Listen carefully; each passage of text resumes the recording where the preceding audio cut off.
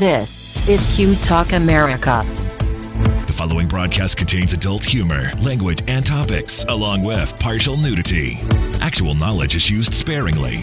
The show is a result of a lost bet and a bad game of rock, paper, scissors.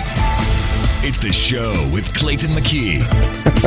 And now, a man. Oh my gosh. Radio, so much going Clayton on. McKee. God, I'm talking over the announcer even, for crying out loud. Hi, everybody. This is the show. You're very excited to get here. Well, there was a lot going on, and I didn't know how to. There's so many buttons I had to push and all this. And as you'll notice if you're watching us live, the studio. The entire bottom half of the screen is vacant. We're half full tonight. We're half full. The cast is at half staff. Being optimistic, we're not half empty. We're half full. But actually, I don't know. I feel like my beer's half empty. We're 3/4 full because we're going to go live. The reason Al Perkins isn't here tonight, it's a very good reason. Yeah, a noble reason. A very noble reason. I believe he's on the phone with us. Al, are you there? Yeah, I'm here. Okay. Now, Al Perkins, for those of you that don't know, Al is in a voting line. He's been there how long now, Al? We just hit 2 hours. 2 hours. Okay. And how far do you think you have to go before you're done? I think I can see the end. There's probably still a good 150 people in front of me. Okay. We're showing some. You got to realize we're only voting for one fucking thing. Right. You have to go one line from left to right. Right. I'm showing some pictures that you sent me earlier of the lines outside of where you are, and it was like a quarter of a mile. You were saying from where you started to where you are now. Oh yeah, probably, and then another quarter mile to where I park. Got it. It's crazy next year, but I guess the big thing is that nobody in Arizona knew that the primaries were closed, that they had changed the primaries. So I guess all day long, independents have been showing up for protest votes and wanting provisional ballots and stuff that don't count. Okay. And not give them a ballot. Right. But so yeah. How has it been out there? Have you seen any, like you said, they're protest ballots or protest votes? Have you seen anything that was a little uncomfortable out there and standing in line, or no? No, not at all. It was kind of funny. People came around selling bottles of water for $1, and then Bernie people came around and gave it out for free. The irony. That's kind of safe. It's pretty spot on. It's not really ironic. Now, you did say earlier, and I felt bad, you said there was an elderly gentleman who'd been waiting a couple of hours, and he wouldn't take water because he knew that would mean immediately a bathroom would be needed. Yeah, and he left about 5 to 7, just said that was enough. Oh, okay. He felt bad about it, but he couldn't wait any longer. And the guy behind me, the guy in front of me, left too a little while ago. Gotcha. But now the line is actually, we've actually moved. This is the first time we've actually had noticeable, moving.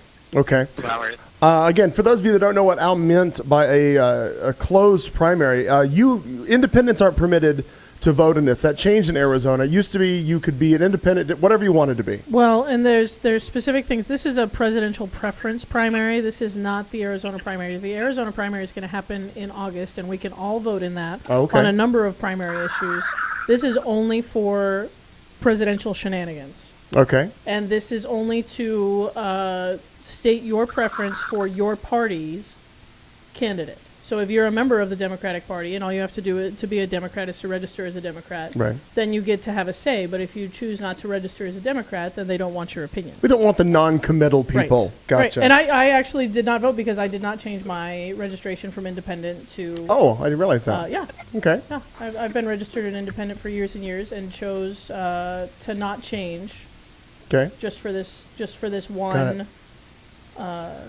Now, Al, just before we went to airtime, MSNBC is calling both the GOP and Democratic too close to call in Arizona right now. Yeah, it's kind of surprising because they really, from what I heard earlier, it's like a lot of people behind me gave up. Unfortunately, they shouldn't have, but hey. Oh, yeah. No.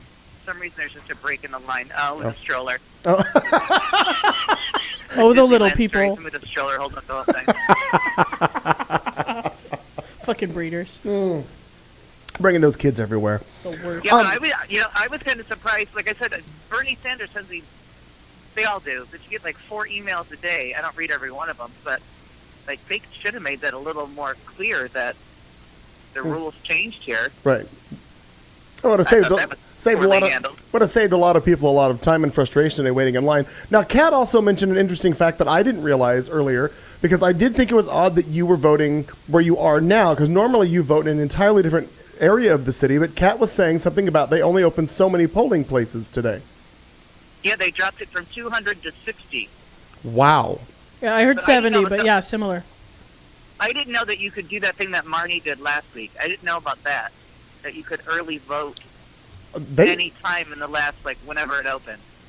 Oh, aside from the fact that they sent me mine, and I did mine over a month ago, but yeah, the fact you can walk into the county recorder's office and do it right there. But other polling places, too, not just this one. I mean, this isn't an early place, but I guess there were early ones. Oh, I didn't know of other ones. I thought she went downtown to the actual county recorder office and did it there. Oh, I don't know. She did. You can go to the county recorder's office. She's going to be out of town. Right. Or is currently out of town and knew it, so she went and said, hey, I'm going to be out of town. And they're like, oh, yeah, you can totally vote right now, and here you go. Got it. Well, cool. Well, Al, I tell you what, Kat and I are going to try to get the show started and do as much as we can without you. But what I'd like you to do is, if you want to call us back, like after you vote or if something happens, we'll put you right back on the air and kind of get an update as to what's going on, and then you'll be here in due time. Yeah, and if they call a winner while I'm in line, let me know. Okay, because then you'll just jump. Because I know they already called Idaho. I saw that. So if they call and Hillary wins it, you're just going to be like, yeah, I'm good. No, I'm still going to do it. Okay, good. All right, well, then we'll be texting you, but by all means, I'll have my phone's right here in Studio C. We will. I'll take your calls, sir. Oh, thanks. All right, I'll see you guys soon. All right, thanks, Al. Our live correspondent, Al Perkins. That's so exciting. We should do that more. I think it's fun. Send somebody randomly out of the studio just to be somewhere, and we'll just call them. Where are you? I'm at Circle K. I'm at Home Depot now. That feels like a lot of fun to me. I don't know what the problem is. Oh, let me get this picture down. We've been looking at this poor picture of these fucking people standing in line. We've gone from playing at being a talk show to playing at being reporters. Yeah, very, very, very so. Let's get rid of that picture. I don't need that. I need to see those people. That was some time ago. Those people. Those poor people. Oh, my heaven's sakes. My gosh. Well, let's say hi to the people in the chat room. There are some people. Joe D, Anant, Jenny, Aaron from LA, of course. Hi, Aaron. Oh, he'll be in and out. He's got a deadline on a project. So many things. Everybody's got lives. It's a good thing. Very busy. Everybody's got something to do. It's very good. Yeah. I mean, I don't. I come here. You're here. So right. Yeah. Oh, and I bless your heart. You've had. Is drama a word I would use to associate with your vehicle situation? No, I don't think so. The vehicle. My car's in the shop today. And, it's got 85,000 miles on it, so it's probably due for some service. And it's funny, I didn't think you'd had it that long to have that many miles on it. I bought it used. Didn't realize that. But bought it used like 3 years ago, and Okay. I was an Uber driver for a season. True. And I still continue to drive my vehicle for a work purpose Oh, now yeah. that I work at Scholastic. Those book fairs aren't in your backyard. And I live like 20 miles away, so... Oh, good point. So I pack on some miles every once in a you're a while. commuter. Yeah, but I did, I bought it used like 3 years ago, so it's time. Got And it. so when the check engine light came on, and I looked at the book because it didn't look like a typical check engine light. Like they reimagined. It's a different. Okay. Yeah, it looks a little They different. reimagined. What is this, Disney? Does Disney do the icons on your I dashboard? don't know who they've got working over there at Dodge Chrysler Jeep. Maybe it's Dodge Chrysler Jeep Pixar. I don't know. Good. Could be that. Yes. Yes. But yeah, so they reimagined the actual icon that comes up. And so I opened the book and I looked at it and it said, well, unless it's flashing, no need to panic. Okay. And sometimes it's a loose gas cap and blah, blah, like I read the whole thing. Sure. I said, all right, okay, fine. So I, closed the book, put better gas in the next time I filled up. And well, because I'm cheap. Because that's what you do. You put Right. better gas in. Right, put better gas in. Maybe it's just I think something. Who knows? I think I'll go to that shot of us because that way it's us. That way it doesn't look so vacant. Yeah. I do look Just just having a as conversation. with the black chair and the black shirt. It still look as big as a house. It doesn't really matter. Camera. I got 2 cameras We on. need to zoom out a little bit. Yeah, can we? Yeah.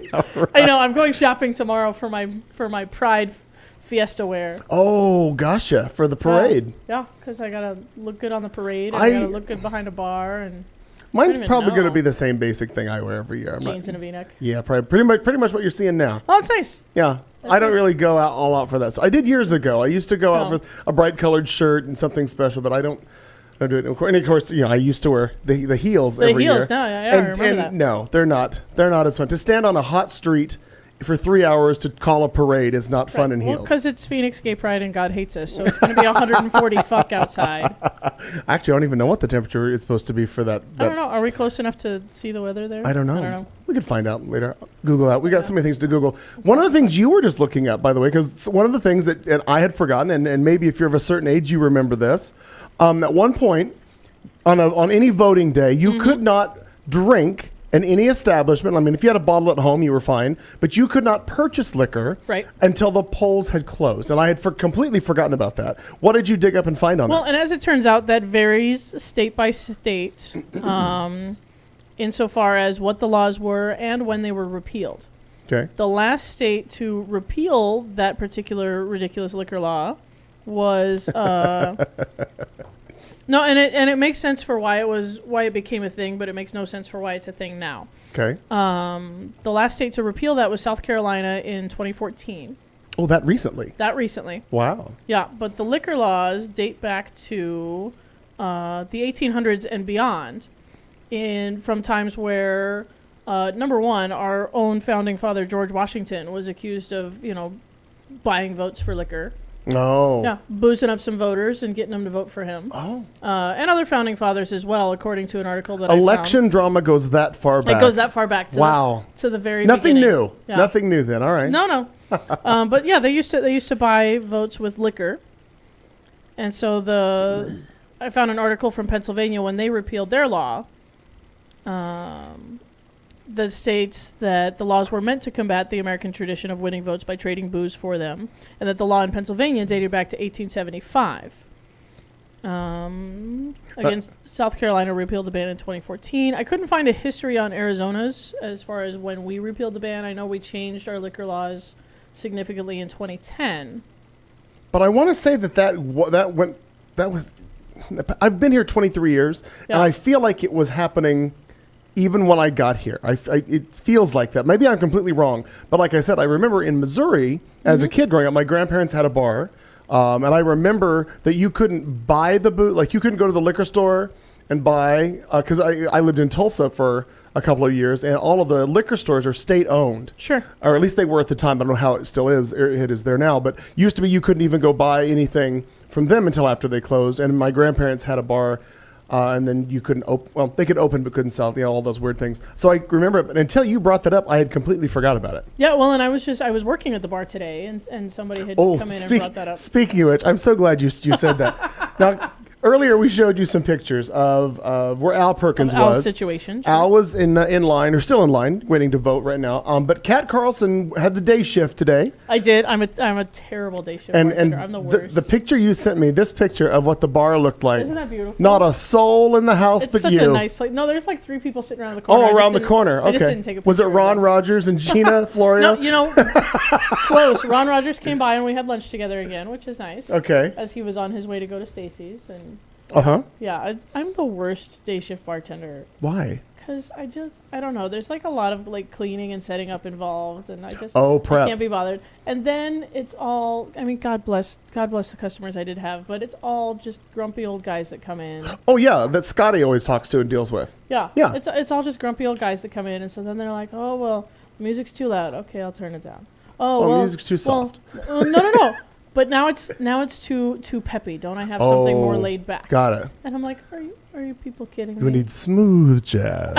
Is that what they need? That's exactly. Pretty much. And that's kind of what I put on. I ended up I have a playlist called Old Grumpy Men. I need one called Old Grumpy Men. No, I have a playlist that I subscribe to called Acoustic Covers, which is some very acoustic covers of some very interesting songs. Okay. My favorite today, I think, was Iggy Azalea's Fancy. Oh. I'm so fancy. I'm so fancy. You don't even know? Dun, dun, Imagine dun, that dun. in an acoustic version. Oh, I wish I could. I'll play it for you later. Oh, God, that'd be good. If you've got it on your phone, we can play it right now. Oh, my gosh, that's exciting. We could totally do that. I'd like to hear it. Would you like to hear it? Do you have that acoustic version? Well, it'll take me a second, but I'll find it. Yeah, I know. Sure. You master your electronic devices pretty well. I do all right. But as we said earlier, like I said, Al's out doing voting. Marnie is actually on, I guess you'd call it vacation. She went back east to Minnesota. She's on walkabout. She's on vacation back there. I wonder if we called her what she's doing right now. Do it. We should do it. Let's just call. What the fuck? We got time. Right, we got nothing to Let's do. see what we can do. We're going to call Marnie Ryer. Al's not here, so we've got like 2.5 hours to fill. We got lots of time to fill. Which one? Oh, this is her phone, so we'll do this. All right, let's see if we can get a hold of Marnie Ryer, see what she's doing. Let's do it. One ringy dingy. Oh, there we go. It is. There we go. There we go. It's not like the old days where we just go beep, beep, beep, beep, beep, beep, beep, beep. You had to, when you press it in. Oh, when you hit the buttons? Yeah. I mean, it does do that if you hit the can make keypad, it, but not when you're doing it like we do fancy stuff. She's probably in the middle of a show or something. Hi there. Well, how are you doing? Well, we are fine. You're live with us. It's 7:22 out here in Studio C, and we know you're on vacation back east, and we just thought we'd call you to find out what's going on. Well, I love it. Hello to everyone. I am just driving back from a delicious dinner. Oh, gosh. Okay. What'd you have? Did you have the lobster? Did I have the lobster? Well, clearly, yeah. How delicious was it? Was it like lobster delicious, or was it steak and fries? Yeah, we're talking like chicken nuggets. Right. What are you talking about? What's dinner? Oh no, we went to a lovely and a very, very delicious steak dinner. Oh, very nice. Okay. So for the vegans listening, just remember Marnie's not a vegan. No, oh God, no. Cows died today. Yes. No, not today. Not today, Berta. Not today. That's right.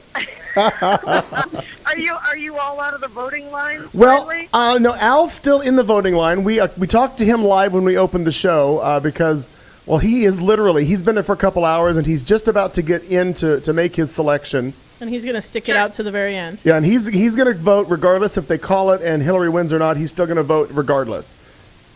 Very good. He wants to be counted. So we did talk to him live, and he's going to call us back in a little while to let us know once he got done or what happened or anything. But we thought while we were killing time in the opening half hour of the show, we thought, well, we did say that catching up with everybody. Let's catch up with Marn. We said you were on vacation, and I said you were back east, and Kat said that you were on a walkabout. What'd you say? On walkabout, yeah. Walkabout is what you were on.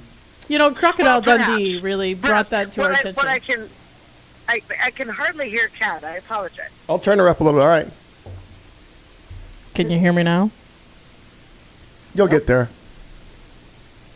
Did we lose you? Are you there? Or did we lose? Okay, we're there. We're here. Hi. Did we lose you? No, I was actually trying to find the show.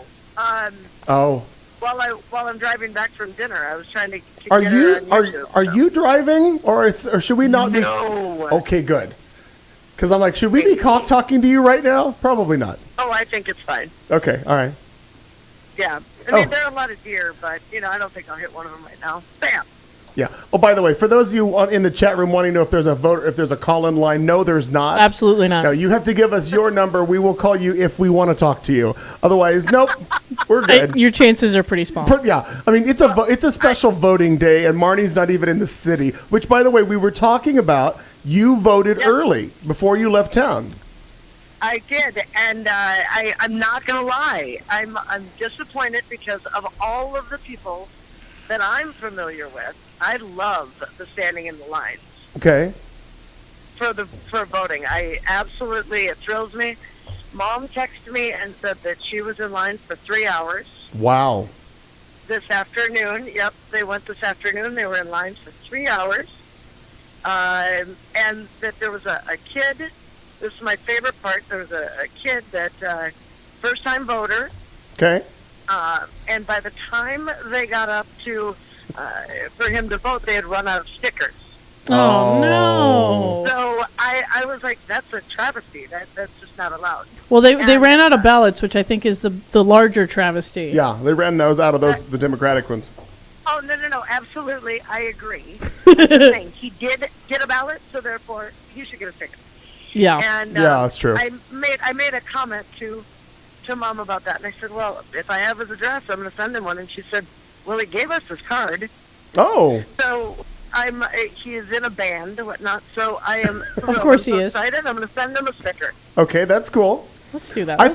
I thought what you were going to say was that it was his first time to be able to vote, and by the time he got to the polling place, he was now able to drink at that point. Like that much time. That's a funny joke. Save that one. I'll save that for later. He is now of legal drinking age. Yes, in one day, one long day. In about an hour and a half, that joke's going to be really, really In funny. California, now he can also smoke. Oh, good. Very nice for him. Very good. Okay. Thank you very much. Well, all's going well back there with you. I'm glad to hear that. Everybody's happy and safe. Yep, everybody is delighted, and everyone has given me the big fuck you for bringing all kinds of shitty weather that's going to come in tomorrow. I'm notorious for bringing bad weather. Okay. And so tomorrow they've had delightful weather, and tomorrow they're supposed to get hit by a blizzard. Hey. Well, sure. When do you come home? Tomorrow.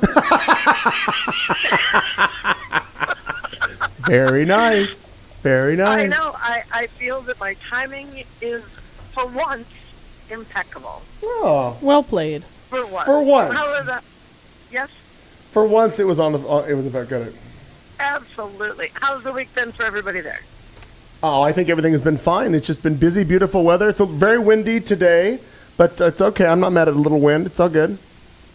Good. Yes. Good. I'm hearing it's hot. Everyone's saying it's hot, and I'm like, I doubt Well, it. no, it did get a little warmer.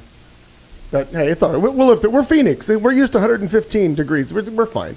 It's a pleasant 76 degrees in the studio. Oh, it is. That's right. Yeah, I've got the air on. It's a nice temperature. I got the fan on high. It's just Kat and I in here, so, it's not quite as warm as normal. Well, that's true, because, Al and I give off a lot of heat. Yeah, all that hot air coming out of y'all's mouths. Absolutely. It's just that the hot air is, I can see that. It's a plenty. I can see that being true. It's a plenty. How about St. Patty's Day? Did you guys have a good one? Oh, I did. I did the roast for Phaedra at the Rock, and that took me a day to recover from. Not because of the roast with Phaedra so much, but because I was sitting next to Lady Christian for a while. Oh. And that doesn't bode well because when she orders a shot, you have to do one too. And yes. Yeah, she was busy. That lady can drink. It was a good time though. It was a fun time. Nobody got terribly insulted.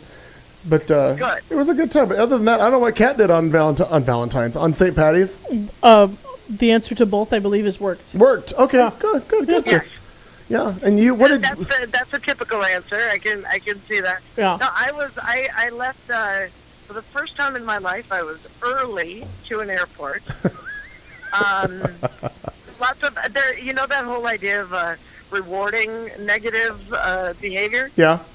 Well, I got to the airport 2 hours and 15 minutes ahead of time. Okay. And then my flight was delayed 4 hours. Oh. So I was supposed to get in at midnight. I got in about 4 a.m. Just start your day. Just start your day early. Just make yourself a cup of Sanka and move on. Sanka. Nice. That's exactly what I did. I just showered up and Good. went on with my day. I'm pretty sure everybody was happy you showered. I'm sure after that much of a layover. Well, that's exactly right. Exactly right.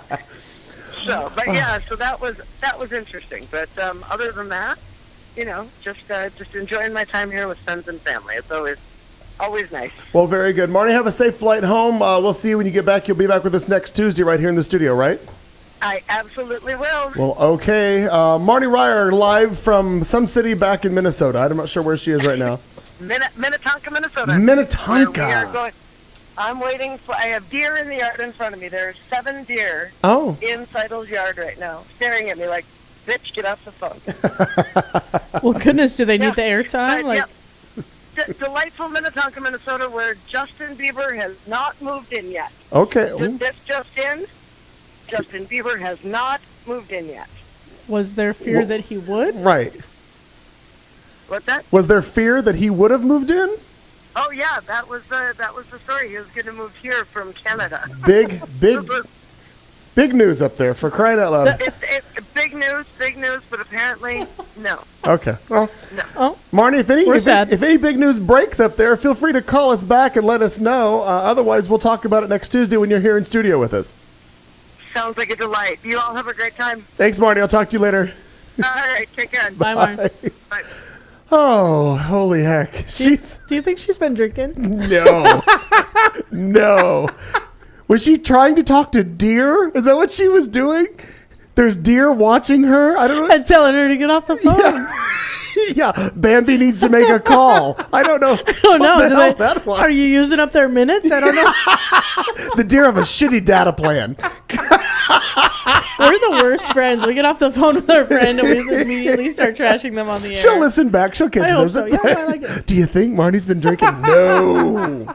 No. Shouldn't be. She's in Shouldn't be. Minnesota with all of her family and friends. No. Not drinking at all. Not at all. For crying out loud. Oh, my heavens. Goodness gracious. Ah, So much is happening. It's very exciting. It is. Anything else that you dug up in regards to liquor laws that might be interesting? I'm going to look up some information on the election right now. Not a whole lot. It sadly involves a lot of reading. It does. But there are still some blue laws and that's what they call those, is blue laws. I remember that. Those liquor and other various laws that often pertain to just controlling people's morals on a certain day. Election laws were election day liquor laws, very exciting. That's it. No, I got nothing. Oh, well. I'm out. Thank you for filling a segment. That was fantastic. Well, no, I mean, it's interesting that it dates back that long, and it's interesting that all of the states have now repealed those laws, and that's not a thing anymore. Right. Because it clearly was a thing if I was, sitting in the bustling establishment of Cobalt Bar Phoenix. For those of you who don't know, on a Tuesday we're going to go back. Show my bustling. This isn't a live shot, bar. but this is earlier today. This is what Cobalt looked like as Kat was busily working the day shift. It looks beautiful. It's a lovely picture. In fact, that should be like on a website. Like that should be like an inviting website, except for the fact that there's nobody there. Well, but you don't really want to show pictures of the people sometimes. Well, no, but I mean, back of headshots where they're smiling and it looks like they're having fun. Those staged shots. Everybody turn around. Yeah. I want to take a picture of the back of you. Sit back your head. Exactly. Hey, did you find that song? I did. Do you want to hear that song? Stand by. Let's do this. Oh, hang on. I'm going to hand this to you. The acoustic cover of Fancy. There you go. Now we're going to see what this... Did you plug her in? You plugged... Okay, so now play what you need to play. This is an acoustic. Sounds like time in a bottle. Oh, yeah. But wait till the lyrics come. First things first, I'm the realist. Oh. Drop this and let the whole world feel it. And I'm still in the murder business. I could hold you down like I'm giving lessons in physics. Wow. You want a bad bitch like this? Drop it low, pick it Oh, and I like how the phone you've got shows the lyrics. I have a lyrics app that I am in love with. Yeah. Oh, my wrist. Oh, my wrist. Oh, that's fucked up. So the old gripey people, this is their jam. This is good for them. This is their jam. They loved it. Got it. We're getting to the chorus. That's Ready? what I want to hear. Yeah, here it comes. Go chorus.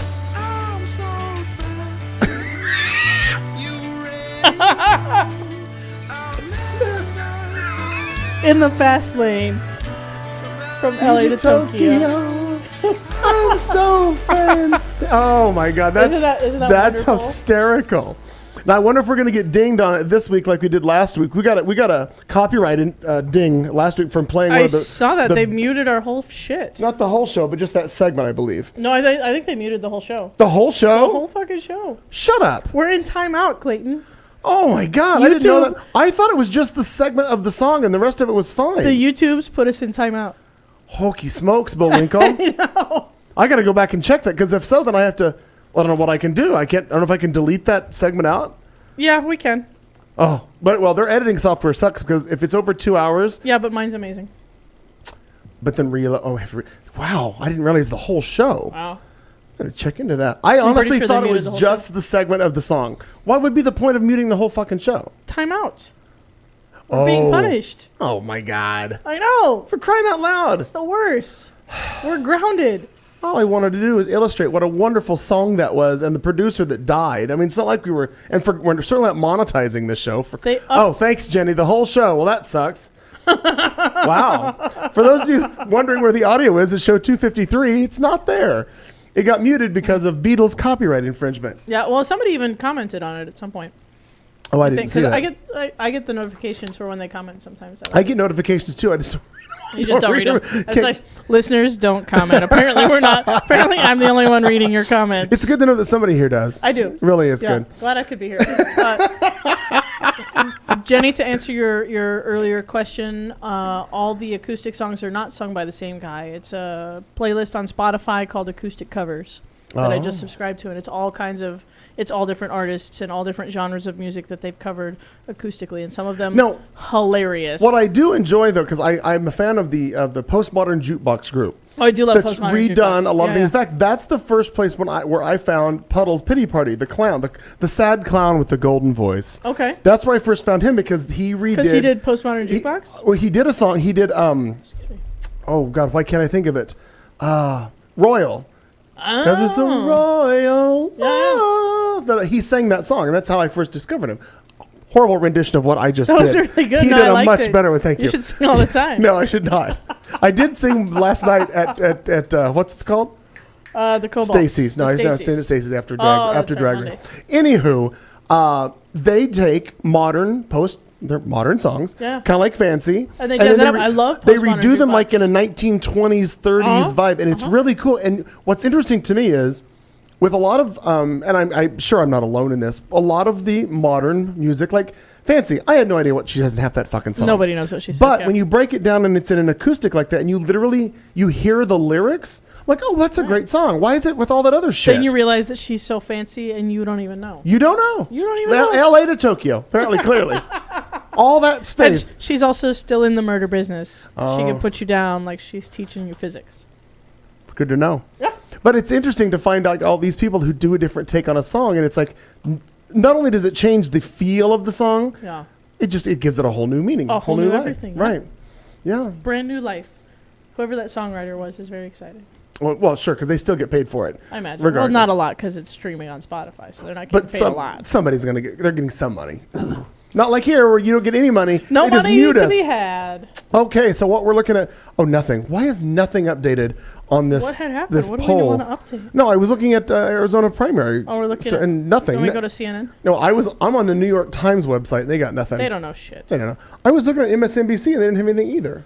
Son of a bitch. But yet my girlfriend is in there talking about it on Rachel in there in the front room on the television. She's in there talking about it. Well, they're on bomb watch too, so it's really they're splitting their time is what they're doing. Well, she was sitting there with Brian Williams talking. I think they were doing just election coverage. Were they? Oh, yeah, it was too close to call. Oh, it still says breaking news. Breaking news. I don't have my stinger. Too close to call. There's Brian Williams. He's talking. Yeah, CNN's not calling anything Arizona yet. They don't have a... What the flip, man? Oh, now they're into travel warnings following Brussels attacks. Brussels and broccoli. Very busy with those.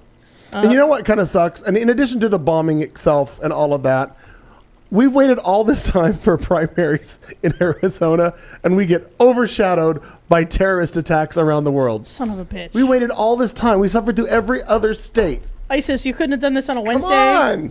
Fuck. Yeah, do it on a Wednesday. Right. Do it on a Wednesday. Come on. Nothing fun happens on a Wednesday. My God. I'll make sure I haven't missed a call from... The worst. No, there's an update from Allie. Says the line is still not moving. My God. So very sad. That's very sad. Hopefully Al will meet someone. We're here till 10 o'clock, ladies and gentlemen, so who knows? Whether you like it or not. Whether you like it. It's the Cat and Clayton show at this point. That's all it is. It's really a preview for Phoenix Pride, I think. Fewer people walking by, and it's cooler in here.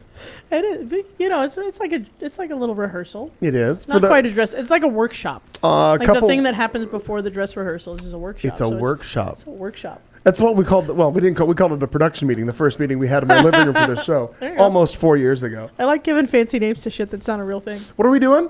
We're having a workshop. A workshop for Pride. It's very nice. Yeah. It's like a preview of our banter skills. I realize that most of you aren't even local at all, except like 2 of you in the chat room. But Kat Carlson and I this year, it's our first year together to do the parade together. We've previously done it at 2 separate stages. My second year separately. Yeah. Your second year. But your first year went over very successfully from all the pictures and for everything I heard. Very well. I had a wonderful time. Yeah. I hope you have just as much time this year. I hope so, too. I don't think it was as much fun as Jonathan Breyer. I don't think you drink as much Red Bull as Jonathan Breyer, but I feel like... I know I don't. I know I don't. No, he was super, super fun and super energetic, and I'm excited for, the new energy and, of course, your corner, as it were. It's nice to know that I have a corner. 3rd Avenue and Osborne, ladies and gentlemen, right outside the Circle K. Snacks available 24/7. Everybody has a corner. There's been a lot of Pretty Woman references in my world. I just went to Pretty Woman. Oh, okay. Yeah, was it all I know is hookers, I think. Snacks or corner? What was the reference? The corner would be the reference. Corner, there. got it. Yeah, she was a hooker. Because of the scene where they walk out there and they tell the one bitch that, no, I'm from Bob Hope all the way down to Bette Midler. Because they have their territory. Anyway, okay. Anyway. It's been a long time since I've seen that. I've seen it too many times. Okay, got it. In my young life. But no, I'm super excited to have, the slightly larger audience, perhaps. Because my corner last year was sparse. Yeah. You are a little further down the line, so yeah. But no, we have a good corner. The crowd knows that's where that judges stage is. That's where the thing is. And there's judges too. That's right. Right, we introduce all there's usually judginess. 5 judges, so we do introduce all of them. Very nice. And then obviously, I don't know how. Do we get to make fun of them? Like, a little depends on who the judges are.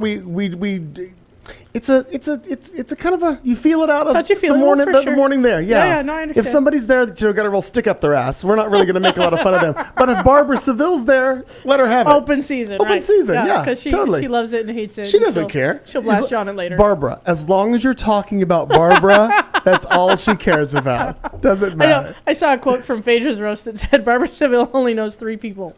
Madonna, Bette Midler, and everyone who's not Madonna and Bette Midler. I was like, that's legitimately true. There were a couple of good lines. I enjoyed myself with one of them. DJ Galaxy Broadway was there. And for those of you obviously don't know, DJ Galaxy Broadway was Mr. Pride this year, just stepped down this past weekend, and is one of the drag kings of our community. And I don't know a lot about DJ. I've worked with him a few times, but I don't really know him that well. And all I said was, here on the panel tonight, ladies and gentlemen, DJ Galaxy Broadway, blah, blah, blah. I don't know him that well. And I just said, nice mustache. And I moved on. Wasn't wearing a mustache. Very nice. But just left it at that. Just left it. Nice mustache for you. There's that. Good effort. A couple other ones I felt like I got pretty well. But everybody was they kind of soft shoot around Phaedra, and we all attacked each other. And that's probably the best possible scenario. That was the better choice. Of course it was. Yeah. Oh, heaven's sakes. I don't know what you have prepared. Do we want to do a headline segment and see what we can get through? Or I've got 5, and one of them you're going to enjoy because it made me think of you. I don't know that I have headlines per se. I'm fairly educated on some stuff, but okay. I stayed pretty political. Why don't we why don't we go through your headlines? This is stimulating together. Radio, ladies and gentlemen. Stimulating stuff for crying out loud. Well, no, because I'm looking at the things that I pinned to my Pinterest from the last week going, can I make a segment out of any of this? Right. Maybe not a lot. It's okay. Maybe a couple. I don't know. Roll your thing and. Well, hang on. I wasn't ready. I have to do a couple. We're things. We're not ready. Well, no, we're kind of ready. I just had to do a couple. I need another drink. Can we do a dance break? Oh, we're gonna do a dance break. Oh, thank God. Yeah. In fact, I'm gonna do the Squirrels Are Back in the Attic dance break. So. That's the extended edition. Yeah, kind of, sort of. Well, it's 39 seconds. It's the Miami remix. Yeah. It's personal this time, so I gotta tell you. So we're gonna go make yourself a drink and do whatever else you got to do. Oh, this is stimulating. I don't know. I wish I had longer dance breaks. Maybe I should double them up. Who knows? I don't know what the fuck we're going to do. We're going to do this. We're going to do that. We're going to do that goes there. I have to put all this together. All right, kids. We're going to... hang on. I didn't realize... We're live. We're live in Brussels. It really didn't seem like it was... I'm sure NBC will kick my ass, so we're going to shut that off. I don't need MSNBC to fucking sue us for your girlfriend Maddow. Actually, with their ratings, they'd probably be glad to get the extra exposure, just to guess. I don't know. Right. Who knows? All right, we're going to come back with an attempt of headlines right after this. Let's see if we can do it. Oh, hit it.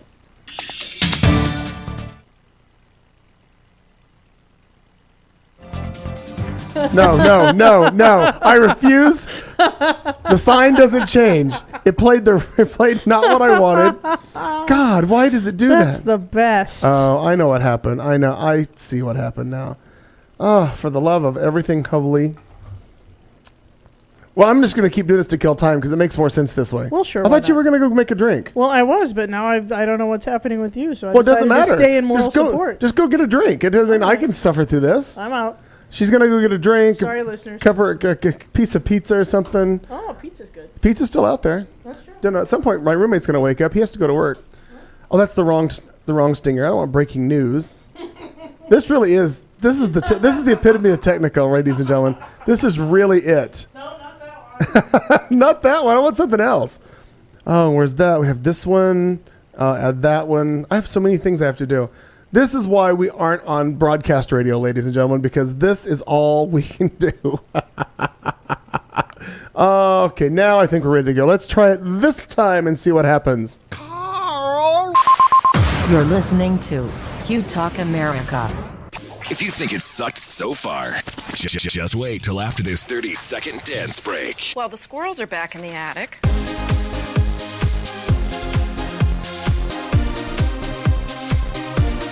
Your dad won't call an exterminator. He says it's personal this time.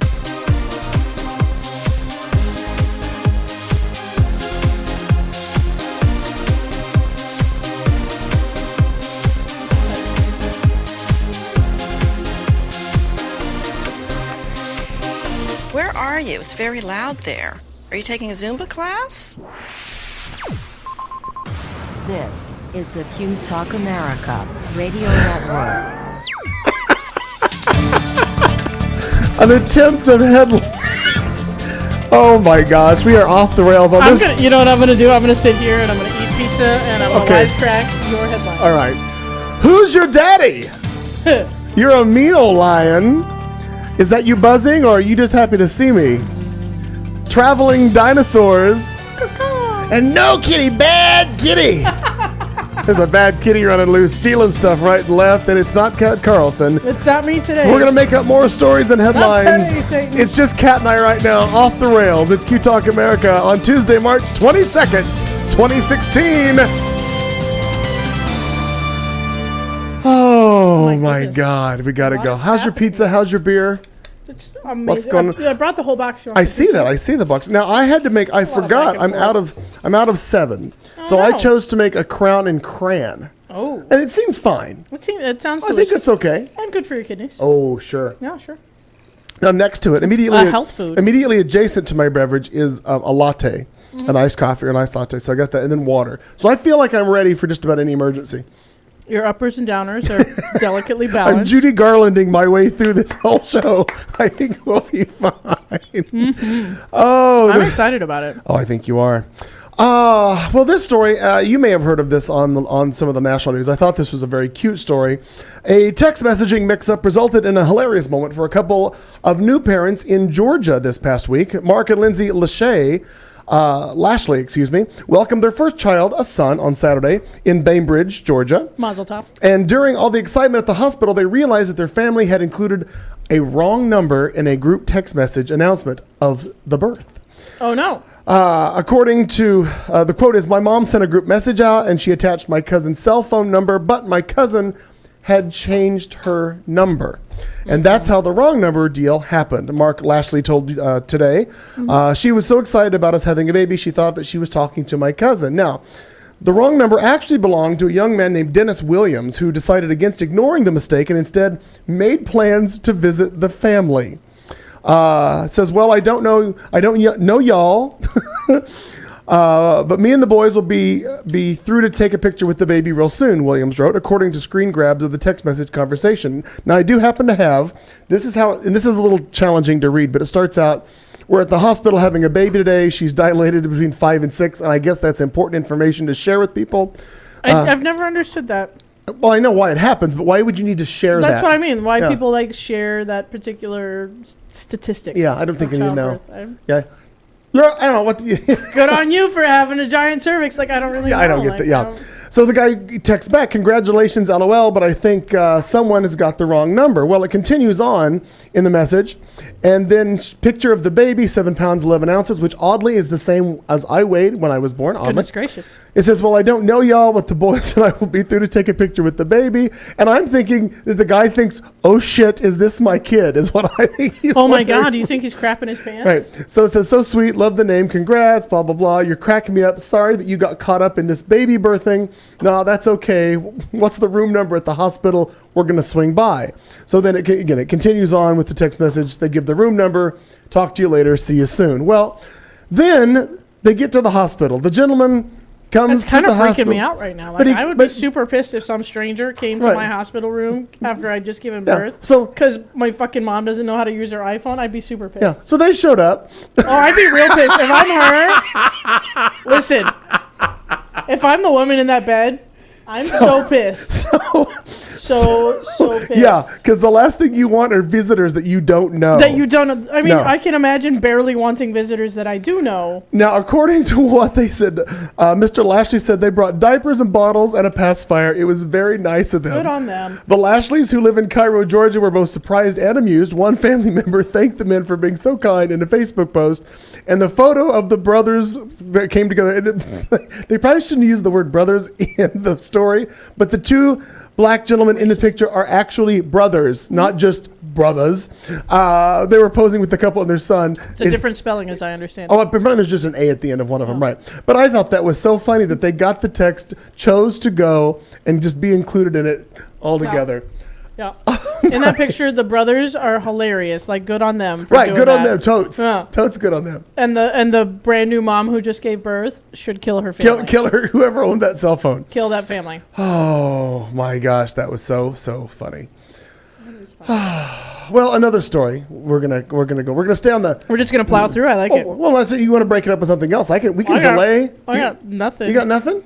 No, I walked past the TV a minute ago and it said like 200 people are hurt in Brussels now, and I was very upset. So that keeps going up, even though no new bombings. I don't think so. I just pulled up Google News to see if new things had happened, but it doesn't appear so. I don't know, but yeah, that number just because it was at 30 the last time. Well, probably by the time the day got all through, anybody who, and I'm going to assume that they're even factoring in any injury at all. If it's a finger cut, if it's an abrasion, they're finally these people are all coming. Been treated for this thing. They've all finally come through and been processed and are accounted for. Oh my heaven! What the time he took on the wall? What are you talking about? I was checking on the chat room. I think they're talking about this week's John Oliver. Oh, John Oliver, yes. Oh, by the way, John is still standing. Oh, he's fallen over. John has. Drunk.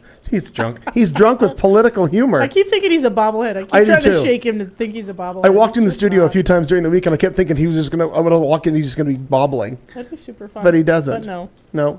And I don't really get what the deal is with the pop dolls. The caricature dolls. I don't know, but people are crazy about them. They're everywhere. Okay. They're all over the place for everything. Like, they've got superhero ones and cartoon character ones and real people ones. I feel like I want to find out if I can get one of me made. Got it. Because why not? I wonder. Hang on. I got to text Al. Standing by. Hang on. Can we call you for the drinking word?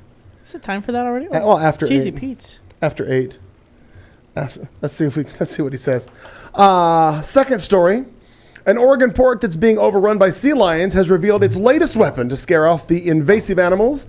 And I think you're going to recognize them. They are giant inflatable tube dancers. Where is the picture? Oh, I have so many pictures. Where did it go? Are they the Brinka dudes? Oh my God, where the fuck? Oh, here it is. So here's a picture of, and you can see all the sea lions. Hello, sea lions. That are there. And if you look carefully in the picture, in the foreground there's like a bright green one, and then on the second little peer out there's a I see the pink and the green. Yep. Yeah. So what they do is they just turn them all on and surprise the shit out of the sea lions, and it ran all the sea lions off of the dock. Now what the problem is, it's kind of a deal that's been going back and forth with the city because some of the sea lions attract tourists. Right. Revenue comes from tourists. Yeah. But the big problem is apparently they're doing a lot of damage to these. They're fucking up the docks, the docks, and because they're all there, the people who own the docks usually rent out the dock slips for people to moor boats. They can't do that. But you don't want to do that. Can't do that. The unusual blow-up dolls, typically seen promoting used car lots, and in a popular episode of Family Guy, are the latest effort to scare away the sea lions from Port of Astoria docks. The port's previous attempts, which consisted of beach balls, ribbons, and stakes, last year we did a story on this. The fake orca whale that they had floating around, a mechanical orca whale that sank under its own weight. I missed that. It literally went belly up last year. So far, video shows the giant neon dancers working. Immediately after the dancers were turned on Thursday, sending their plastic bodies flapping wildly in the air. Most of the sea lions desperately dove for cover in the water. But only time will tell if the effect lasts. The thing about sea lions is they're very intelligent animals, Board official Robert Evert told Astoria station KGW-TV. And so if they realize that these really are not a threat, it's possible that they'll just get right back on the docks and pretty much give them a big single finger salute. Give them the sea lion version of the fuck you. Yeah, like, we're just going to stay here. Meanwhile, I want to write that down as a possible Halloween costume. Because how easy would that be? Oh, the flailing. Yeah. Just get like car sales. Yeah. Yeah. Just get a single colored like jumpsuit and then just walk around flailing. You could do it. I could totally do it. I think you could do it. That'd be wonderful. Especially for like at the bar. That's a good Halloween costume. I'm into it. Al Perkins, I sent him a text just now saying, can we call you to get a drinking word? And his response is yes, and I'm drinking whiskey at your house in Scrubs. When I get there, probably 200 people still ahead of me in line. Shut the fuck up. Wow, that's just nuts. Well, and I was just reading about that a minute ago. Some of the problem really is the independents like demanding provisional ballots. Right. Not realizing that. Not being educated in the process. And right. You got to do more than show up, people. You got to know about it. Yeah. Like step one, show up. Yay. Yeah, good on you. Yeah. Good on you. You showed up. I'm so glad you did. But now they're educated. Now let's read something. Yeah. If they would have just not heard, primary day, go. Yeah, would have just. It's kind of you're damned if you do, you're damned if you don't. I mean, but if you take a minute on your smartphone that you clearly have and Google, what do I need on primary day to vote? Right. I'll bet all the information comes up. Probably does. I'm gonna try it. In fact, it's probably on the county recorder's Google.com. Yeah, she's gonna get on Google. While she Googles that, what do I need? Well, she's gonna Google that. We're gonna get ready to do our first crossover into hour 2 on this. Oh. What is it? Did you find something? No, I was she'll look. Excited that it was hour 2. No, I'm pulling shit. She'll get there. I'll get there. At this point, it's the Cat and Clayton show. It's we've burned through 1 hour talking just amongst ourselves and with you in the chat room. Harrison is there. Tomo. Oh, Tomo! Hi there, Mama Di, of course. Oh, that's right, Mom. I do have a bobblehead. I completely forgot about that. I'll have to dig that out. I completely forgot that I had a client make one for me a long time ago. You have a Clayton McKee bobblehead? I do. I'll show it to you. Shut up. I do. In fact, I'll go get it here in just a minute. We're going to come back. We're going to call Al Perkins. He's live standing in a voting line. He's going to give us our drinking word, which I'm sure is going to be anger and despair. I'm not sure. We'll be back. It's Cat and Clayton and Al remotely right after this. You've been listening to The Show on Q Talk America.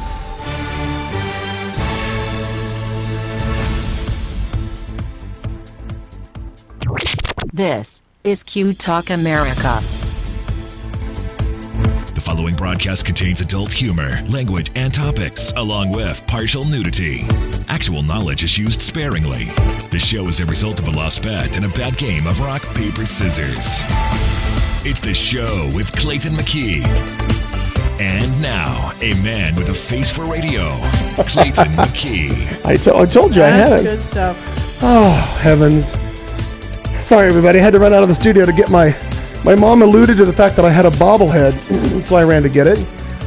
Oh, heaven's sakes. Cat, can you hold it up? Can you hold that up in front of camera 2 right up there? Camera 2's right there. See what you can... Oh, look at that.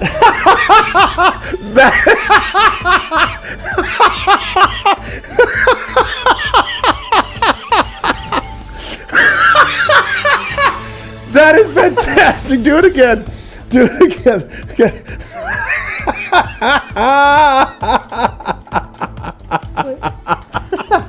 Oh my God. That is fantastic. I had a client many years ago who made, he actually had an awards or a trophy manufacturing company, and on the side he made these little wooden figures. So he took a picture of me to add it to the head. Me. It is funny as hell. And he carved out this little bodybuilder, which is completely, that's funny in itself. Super you, yeah. Yeah, totes me. Totes you. This is the best part. You just come up from the bottom like a peekaboo. You're like CrossFit Clayton McKee. You just come up.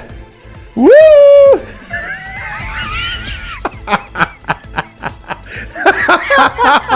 That's the funniest thing. That's amazing. On the show tonight. That is fucking hilarious. Oh, the best part of the show is a wooden 20-year-old bobblehead. Yes, it's only about 10 years old, actually. That's true. I recognize the goatee. That is. That's back from your tanning days. In fact, I think he added some blue to this photo to kind of counteract the orange. That actually was standing behind the counter at the tanning facility. That's where he took the picture. I know. I recognize the goatee. Oh, my God. That is funny stuff. So we're going to do...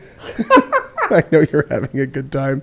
I'm not even going to play the little thing over this. Just listen to this. And now, a drink along. We dare you to stay awake during this royalty-free music and to play a drinking game with us.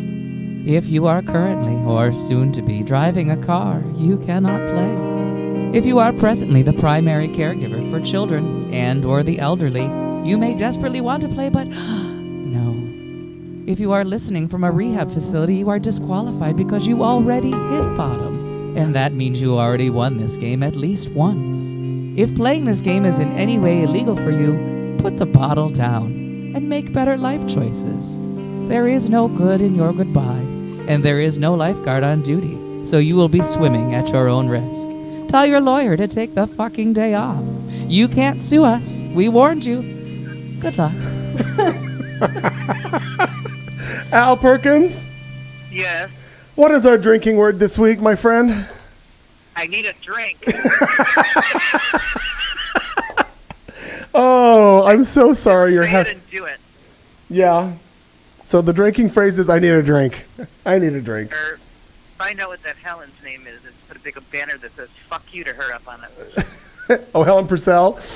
Yeah. Fair enough. Yeah. So how many people still in front of you think? Oh, there's a good 200 people still in front of me.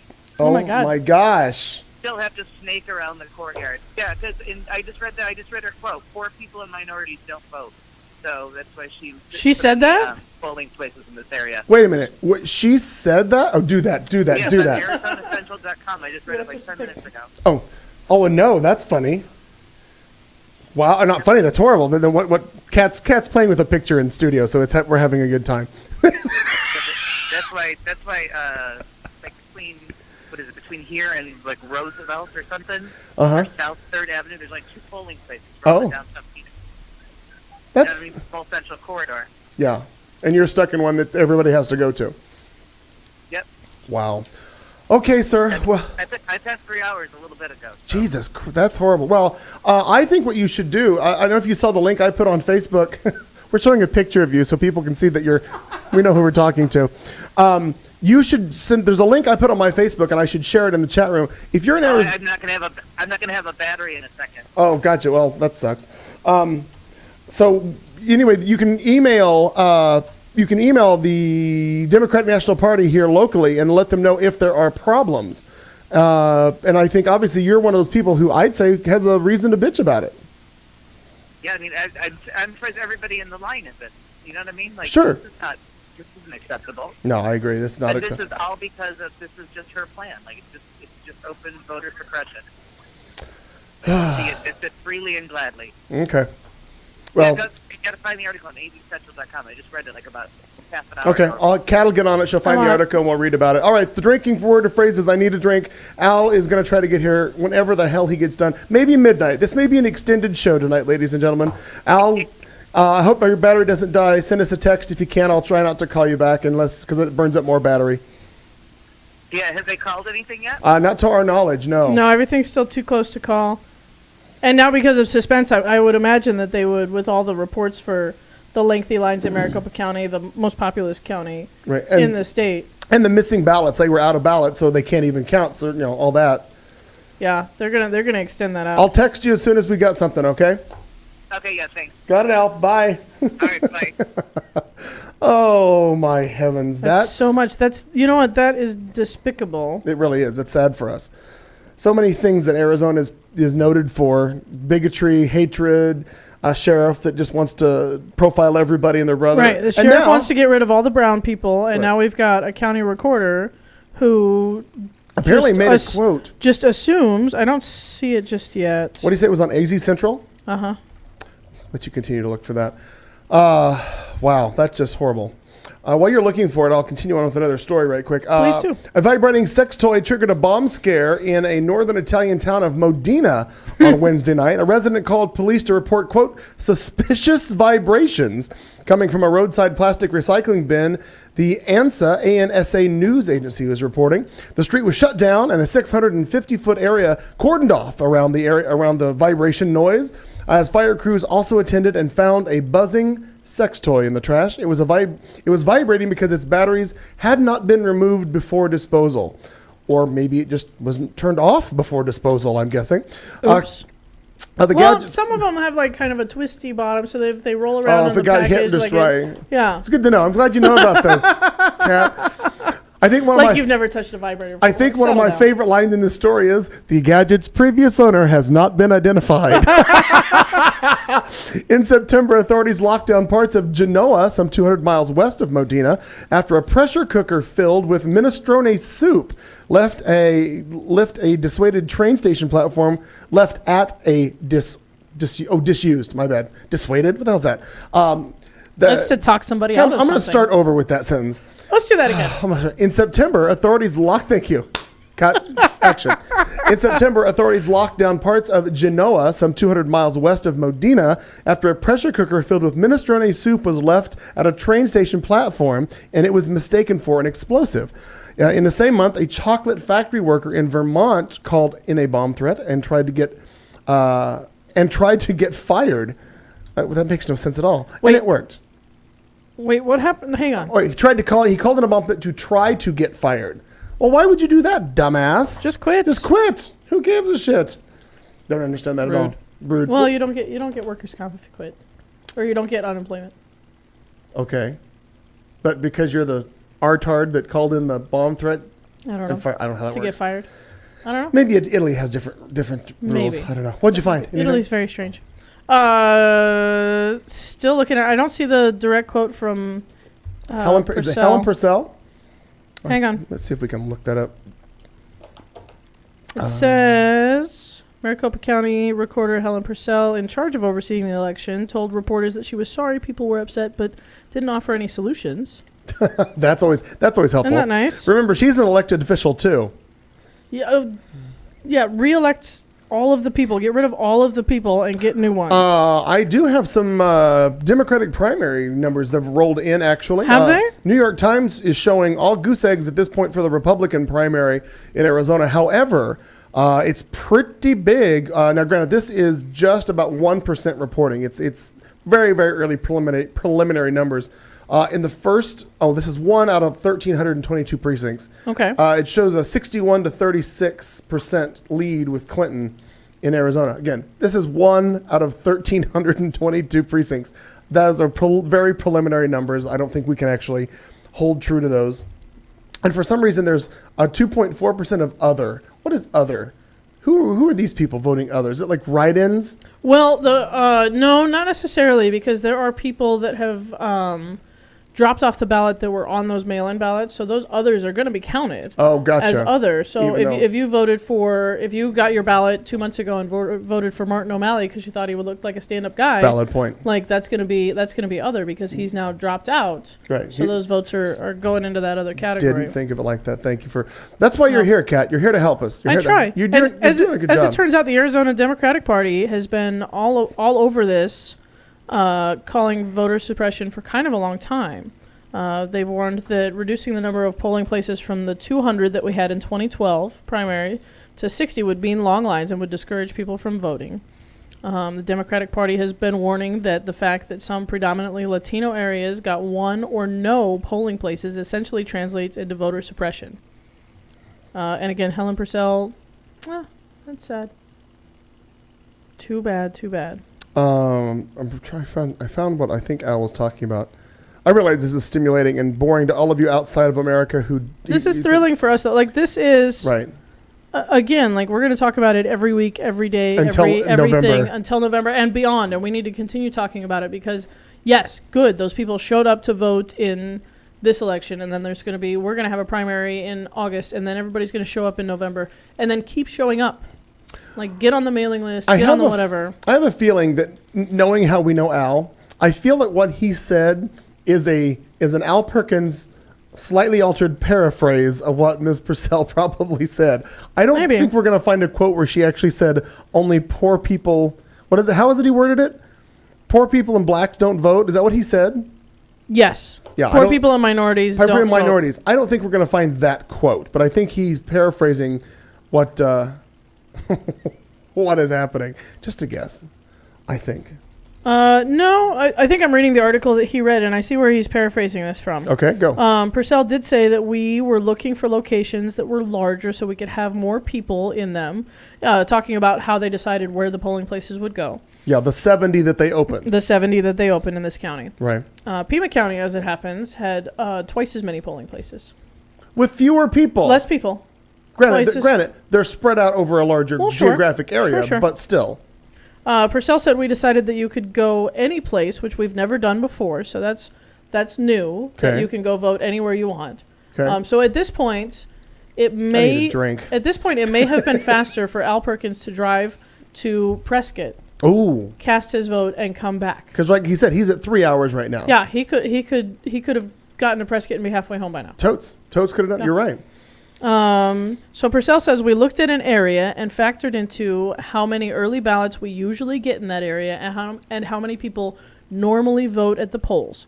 We didn't look at it as legislative districts. We looked at the overall picture of our voters. So it's no coincidence. This is off the quote. This is the writer's speculation. It's no coincidence that many poor and predominantly Latino areas didn't get a polling place. Purcell and her staff figured few of them vote anyway. That's where that comes from. Where that comes from. Got it. So it's not necessarily her saying it. It's not her direct quote, but that's the speculation of an AZ Central reporter. How they arrived at that decision of where saying that, well, you know what, historically, right, in the 2012 election especially, because voter turnout was really down in 2012 anyway. Okay. Because we were happy with Obama and everything was good and nobody was fired up about much. Right. So voter turnout was very, very low in 2012, as it often is in a president's second term. Right. And so they went off of that and said, well, these people over here, they don't vote anyway. They're going to vote anyway. So we don't need to set up a polling place, and we don't need to I have a question for send you. ballots. Yeah. So, if I'm not mistaken, most all polling places that I've ever been to, they're all staffed by volunteers of people who, I'm going to assume, retired, don't have anything else to do, just want to do that. That's what they do. They're volunteers. They're not paid. And I don't know that if any polling place, if there's a requirement in the law that somebody on a payroll or an official has to be there from, the county recorder's office, or if all of the volunteers are just vetted, or however that's done. So my question is this.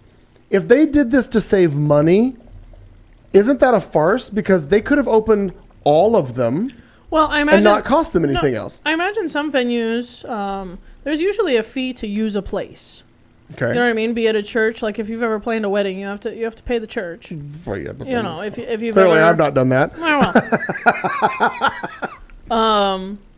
But no, like you have to compensate the places for using their space. Okay. Even a public school? Even a public school. Believe it or not, we were just looking at, I can't remember what event we were thinking of for my kids' school. And we were sitting at the PTO meeting and like brainstorming and stuff. And we said something to the effect of, well, couldn't we use the high school?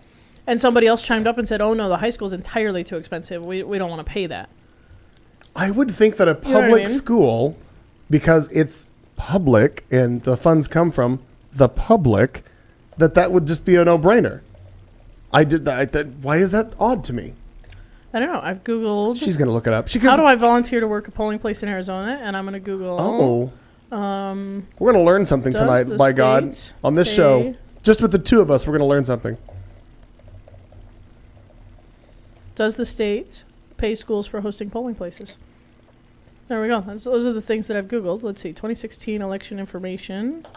I need to get rid of this pin. I click the pin like this. It's driving me crazy, and I do it. I like it a lot. I don't. I like it a lot. All right. Well, I'm going to go back to this. From the Secretary of State's website, the Google preview said that they were looking for qualified individuals to work the polling places. I'm looking to see like what entails in becoming a polling place worker. You have to be 74 and retired. 145. And not be able to hear people. Be a little bit racist. Probably. That phone call I can't take. That's okay. That's a client. Can't take that on the air. No, we don't want to take those on the air. She's not gonna want to talk to me on the air. She's not gonna wanna. In the chat room, we're getting some feedback on our question. We should probably pay attention. Go ahead. People probably know more.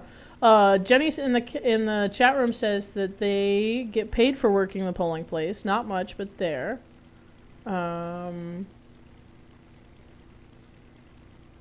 What else? Anant is stunned that they ran out of ballot papers. Yes, Anant, they didn't provide enough. And yes, we're still using ballot papers here in the 21st century. Although, after watching Scandal for as long as I have and the way that they depicted him stealing the election with some corrupted voting machines, I'm kind of okay with the paper. We were talking earlier, and I realized you said that it's a financial thing, and I'm sure. I just think in this day and age, there's somehow got to be a way that this can all just be done electronically. I mean, you can still go somewhere. We dial in to vote for American Idol, and 3 times as many people vote for American Idol than they do for a president. Right, which is sad. There's got to be a way. But there's got to be a way that we can do this, so you don't run out of ballots. It's open. As long as you're logged in to vote by a certain time. I mean, that's how they can. It seems to me that they can still control it that way. But again, we go back to this is all part of a huge machine where the Republicans bank on X number of people lazy, not voting, not showing up, because except for, and unfortunately, all of the people that Trump has stirred up. The trumpeters. He stirred up all this hate and bigotry. He's got all these fat fucks off their asses, and they're gonna show up and vote because they're gonna change the country. Yeah. Well, those are the people that they pray that don't show up and vote because they don't want them to show up and vote. And all of a sudden they're showing up. We don't want them to show up and vote. But Trump does. Got it.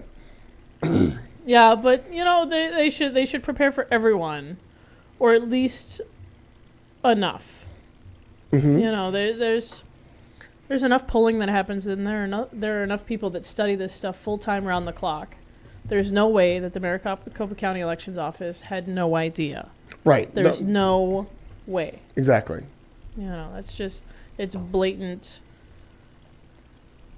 It's blatant discrimination is what it is. Like, they've decided that these neighborhoods don't need a polling place, and that, we're going to make people travel and make people stand in ungodly lines, and it's not okay.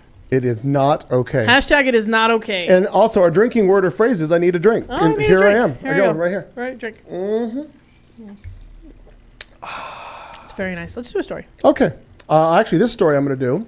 Or did you have one? No, go ahead. This story made me think of you. I saw this today, and I'm like, this is a Kat Carlson story. That's so something exciting. You would do. Okay. Got to clear out a couple of pictures. Let me clear out some pictures here, because I don't want to confuse pictures we've already done with upcoming stories. We wouldn't want to do that. No, because God knows we don't repeat on this show. God knows. We don't want to see old stuff. No. For extinct beasts, these dinosaurs. Some of those dinosaurs are getting old, They're too. Great. Yeah, that's true.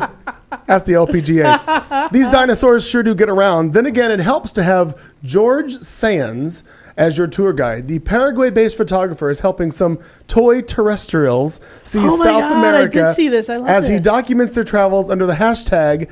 And the hashtag, hang on. I got to do this. Let me fix this. I want to put the hashtag up because I want people to share this. Please, yeah, no, I want to see it. In fact, I think you'll probably go to this hashtag in just a second. Probably right now. Hashtag, do it. It's Dyna Series. Dyna Series. I think Dyna Series. Bingo.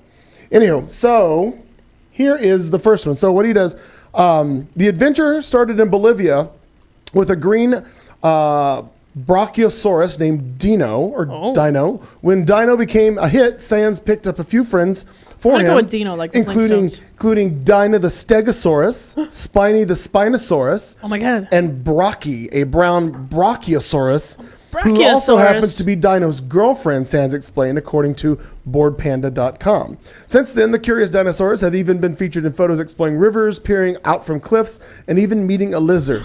So here is the series of pictures, and this is what made me think of Kat Carlson. The Dino series he takes is majestic. He takes the little toys and he perches them in places. Like, for example, if you see the dinosaur on the left, his foot is even off the ledge. Oh my God, he's about to fall. He's about to fall. So he takes these dinosaurs and he takes pictures of them in various scenes, and it looks like they're there, and I think it's fantastic. That's wonderful. Let's put the hashtag These are the hashtag is that's the Dino series is what he's got. I want to say it's pronounced Dino. Is it Dino? You think it's Dino? Dinosaurs? I think Dino Dinosaurs? Whatever. So he's got these. What? I think it's so cool. I feel like there was some Photoshop involved in that one. Could have been in that one. Sits them on a ledge. They overlook everything. This one I thought was very cute. He's got him in a plane, and they're watching. Oh my God! They're out looking out the window. I totally figured that this is something you would do. You would find. I totally would. Maybe with this. Oh, that or your other little guy. This is overlooking a ledge in Peru. I thought this was a great shot. Oh, that's really great. But when you think about it, aside from the human development of housing and a city below. That could be a real picture. That's a completely real picture. Like, that could have completely been that way. They're overlooking mountains. Except for the fact that dinosaur was probably 700 times larger. Well, no, right. But, I mean, depending. They weren't this big. No, but when you look, like, for example, like this one, depending on the perception, he's looking at waterfalls. Like, it's totally possible that could have been a real picture at some point. Little brontosaurus tourist. I thought that was a cool one.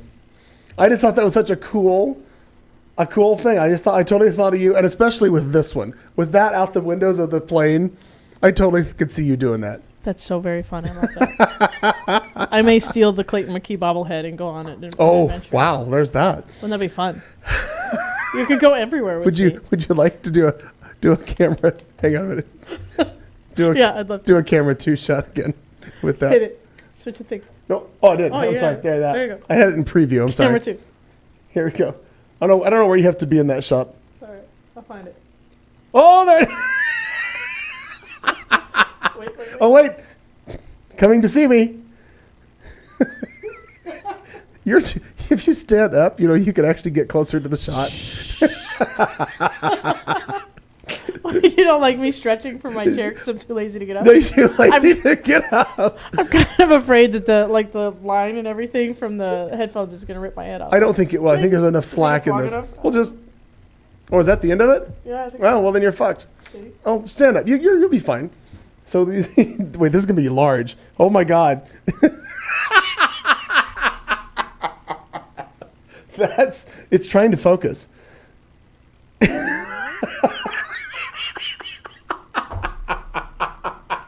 You're having so much fun with that. Oh, wait, John Oliver. Here he comes. Well, see, because now you can see my head. Well, they know they're not doing it on their own. Oh, my God. Oh, speaking of looking in the windows, I have something else to share with you. My favorite thing. Has somebody been looking in your windows? No, but I'm gonna show you. I'm gonna play you a commercial. Oh my God. I have a commercial. It's very exciting. We have a lot going on today. I'm glad I didn't prepare anything because I feel I'm astounded by everything that you're coming up with. Oh well, I almost had the time to prepare for this stuff. If the new iPhone was the 6S came out, is that what came out? I think they just announced a little smaller one. Right, but it's the 6S, so it's closer to the size of a 5, and I don't know what the fuck else. But anyway, an iOS update came out today, so I updated anyway. The peoples were bitching that a smaller screen and not exciting. This commercial came out. I found it. I sent it to my mom. I love it. Mm-hmm. Oh, I got to get off that shot. I'm sorry. Oh my God, I know you're having a good time with that. Get off that shot.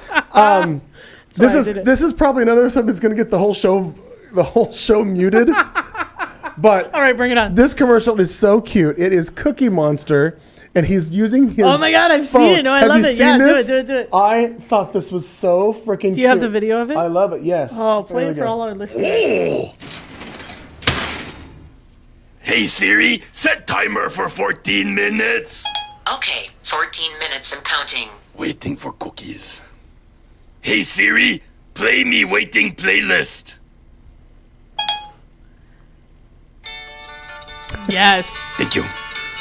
This is exactly what waiting for cookies feels like. 14 minutes is an eternity. If I could say down in a bottle, the first thing that I'd like to do. Me so hungry for cookie. Is to say every day till eternity passes away. Just to spend them with you. Hey Siri, check the timer. Here's the timer. Oh, 1 minute has passed. I just thought, I watched that I don't know how many times, and it just cracks me up. That's so funny. But Yeah, less than a minute has passed, and he's so frustrated.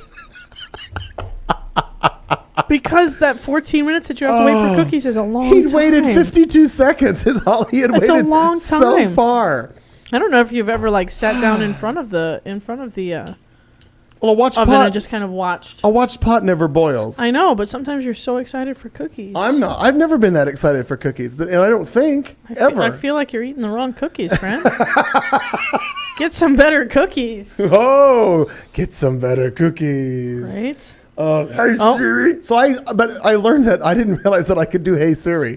So I've been doing Hey Siri. Have you been doing Hey Siri? For 2 days, I've been doing it. I wonder if I can Hey my phone anything. I wonder if we can do it. Can you do it right now while it's on? Can you just? Huh? Oh, I'm sure we could. I wonder. Hang on. Because wonder things. Hey Siri, what time is it? The time is 8:27 p.m. See? Oh, that's very nice. Very good. Hey Siri, what's the current temperature in Phoenix? It's currently 72 degrees Fahrenheit. Exactly. Lovely. I gotta start talking to my phone more. I know I can, but I don't. And for those of you that don't realize, in the intro of the show, when it says that's Siri, yeah, that's the female version of Siri. I did that when we first started. It's Lady Siri. It's Lady Siri. Yes, exactly. It's original Siri. Moving on. Bad kitty. Bridget has a big problem. Uh-oh.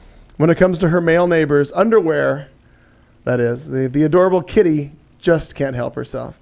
Every night, the 6-year-old Tonkinese, I guess that's the type of cat it is, Tonkinese cat, prowls around the city of Hamilton on New Zealand's North Island, and every morning her owner, Sarah Nathan, wakes up to find stolen men's briefs and socks inside her house.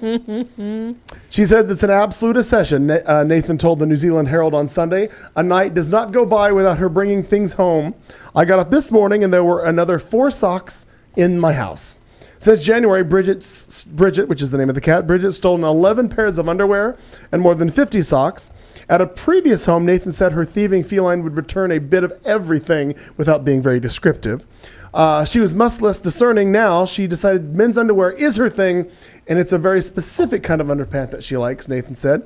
Nathan revealed on Facebook how she tried identifying her kleptomatic kitty's victims by putting notes in local mailboxes. But so Excuse me, sir. Are you missing your underwear? My cat stole it. Right. But so far, no one has come forward to claim the ill-gotten gains. Tonkinese cats, which are Siamese Burmese cross, can be quite obsessive, according to Nathan.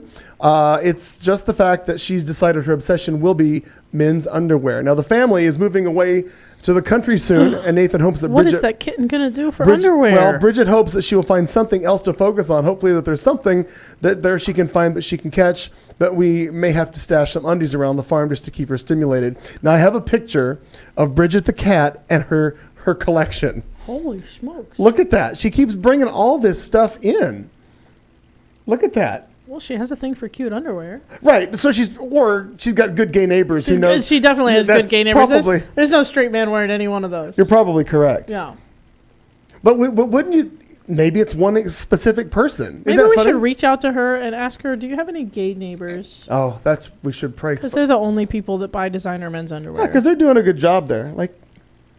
No, what's unfortunate... No, she got a pair. Look at the socks. See below the white underwear? There's a pair. Those are matching. A whole pair. She got a matching. Well, and I think some of the orange topped ones right there are... those may be. Yeah. But it looks like she gets a lot of one-offs. But the couple pairs there looks like they're... Well, up there below the green ones, that's a pair of socks. No? Maybe they're folded together and she snatches them. I don't know. Snatches them right away. I don't know either. That's very funny. Now, the interesting thing, our friend, Jason Carlton, the dog that he had for the longest time, Lucy, who Barbara Seville now has. Because at one point when Jason moved in with me... No dogs allowed. No. Not with Maggie and Marta here. That's not going to work. Right. His dog has an obsession with anything that has touched or been inside a human body. Use that as like Q-tips. Right. If you've used the Q-tip, she's on it. She'll dig it out of the trash can. If it's a Q-tip that you've never used before, she doesn't care. No interest. A Kleenex you've used, she'll be on it. other things that may have been. I understand. Yeah, that may have been on you, in you, whatever. The dog has a horrible obsession with that. That weird. I don't know what that's about. I don't get that. Jason Carlton, I have questions. He's supposed to be here at some point. He and Cookie are supposed to stop by. I don't know where the hell they are. They'll be loaded. Oh, absolutely. But at this point, it'd be quite all right. I love that we're sitting here judging our friends. Yeah, we're judging them. Right. Meanwhile, our drinking or phrase is, I need a drink because Al Perkins is still stuck in a voting line somewhere. He's never coming. He made us want to go out afterwards because he's got the night off. He made us want to go out and drink somewhere else. I don't know. Maybe. Let's call it a 9 o'clock show and go to Stacy's. Woo! They fixed the music on Tuesday night, so. Oh, they did. I do know that. I do know that. Better. Yes. Well, we could potentially do that too. Well, I've wrapped up headlines. That's all you got? Oh, you put a link. What's the link for the Tonkinese cats? What'd you do? That was my Google search of thumbnails of the kittens. Let me. Oh. Yeah. Hey, where's the? Oh, I don't even have the chat room open. Oh my goodness. Holy crap! What are you doing? Well, I've had a lot to do. To do. Wait, and Aunt, why fuck me? Because I put pictures of kittens? Let me see. What the hell did I do wrong? Oh, they're adorable. See? Oh, that one's amazing. That one's cross-eyed. Well, because they're part Siamese. That's it. That's not racist. Like the blue eyes. Are you know what's funny is I like the blue eyes in a cat, but I don't like blue eyes in people. That's so weird because I don't really trust people with blue eyes. I don't. When I see, I don't like. You could be freaks the me out. Gorgeous person, and I'm like, if you only had brown eyes. Oh, I know. No, I'm it totally freaks that me way. out a whole lot. I like all Spanish men that are all hot and gorgeous and beautiful and have those even green. I don't like light eyes. I like dark eyes. I don't know why. That's my thing. I mean, they look really nice in pictures, and they have those crystally blue eyes and the dark hair. Still can't. Good in pictures, but not in person. No, don't like it. Yeah, but that's funny that you say you don't trust them because they freak me out. I don't know what the hell's wrong with them. Something that doesn't work with me. It's not okay. Like brown eyes are the way to go. Yeah. Yeah. I'm down with the brown eyes. Boys. A whole new level of racism. Yes. Here on Q Talk America. I'm glad you could witness that. By the way, we're going to take some time. Let's check in at Cobalt and see how that looks. Oh, look at that. Wow. Cobalt it's daylight at Cobalt right now at 8:33 at night. It's daytime. Still daytime. No, those are the lights of the mall. Oh, okay, sure. Right. Yeah. Solar lights on the mall lights they come on and it just looks like it's so nice outside. That's a live shot of we can take let's go to a live shot of Al Perkins in line. Yep, still in line looking for the voters. God. Sun's still up there too. I like that people dress up a lot when they go voting. Oh my God, you want to talk about people dressing up? Yes, let's do. Listen, lady. Theater goers. I'm gonna have this rant again, and I'm gonna have it every time I have a show. Every time I go see a show. I have a story for you, but you go ahead. Yes. I went and saw on Sunday. I went and saw A Gentleman's Guide to Love and Murder. Yeah, very fun play. Which I totally knew you and Al were going to talk about tonight because he saw it too. Yeah, well, and we'll bring it up again later, maybe. I mean, next week. We're running out of time. Al, I'm sorry, I'm stealing your shit because I loved it. It's a super fun show, very very cheeky. Unfortunately, I saw it at Gamage, so I spent maybe a third of the show going, shit, I really wish I knew what they just said because I'm sure it was really really clever and funny. Mm-hmm. And then the other half of the show being super pissed at the people around me. First of all, we're walking in, and one woman, I literally was like, you couldn't even bother to put on a clean shirt. Right. Like, seriously, like, raggedy old T-shirt falling off of her body, stains all over the place. Mm-hmm. Walking into Gamage, getting ready to go see a Sunday matinee. Doesn't care. Sure, and I understand. It's Arizona. We don't dress up for much. It's a Sunday matinee, so, black tie optional. They're Arizona casual is what a lot of people call it. But sometimes Phoenix fancy. You get a little bit too lax with that is what they do. Yep, they get a lot too lax with that, with their flip-flops and their shorts and their tank tops. Mm-hmm. But then... And I've become this crotchety old person already at the ripe old age of 37 years old. Listening to acoustic music in a bar. Can you turn it down a little bit? Yes. Oh, but no, I sit down and the show starts and the lights go down and the music comes up and I'm very excited about it and I've got terrible seats and I know it and that's fine. Okay. And so, first of all, the women behind me won't shut up for the first two acts until I literally, this close to standing up and I turn around in my seat and I look at them and I'm like, really? And they finally shut up. And then I turn back around. They're like, sorry, sir. Yeah, right. No, I didn't have a hat on. I had my big hair out. Oh, all right. Because I haven't had a haircut in a real long time. Okay. So my official hashtag right now is big hair, don't care. Okay. Yeah, because it's bad. It's all right. Yeah, it's okay. I'll bring it next week. Okay. Thank you. All right. Big hair, don't care. Big hair, don't care. And I kind of want to keep that going. Okay. Because I like how it rhymes. Anyway. So then I turn back around and I'm like trying to watch the show and everything. And all of a sudden I'm like distracted from the side. And I'm like, oh, what is that? She's texting in her purse. Like. So she's in the purse, but the glow is everywhere. She's in the purse, but that glow is everywhere. And she's texting. And I looked at it, and I've reached the point where I just don't give a fuck and I'll say things to people. And so I look at her and I'm like, gosh, I sure hope everything's okay. Do you need to step out? Like, what are you doing? I'm losing my mind over this. It's theater, people. Seriously, Come on. There are people on that stage performing for you right now. Right. And the people sitting next to you paid the same price that you paid for their seat. Right. And depending, maybe more, depending on the deal that they got for their season pass or their one night off, or one, yeah. I know it cost me $80 to put my butt in the seat I was in. I know. Well, that's worth somebody not texting This isn't even next a to you. movie theater ticket. This isn't even the price of an IMAX ticket.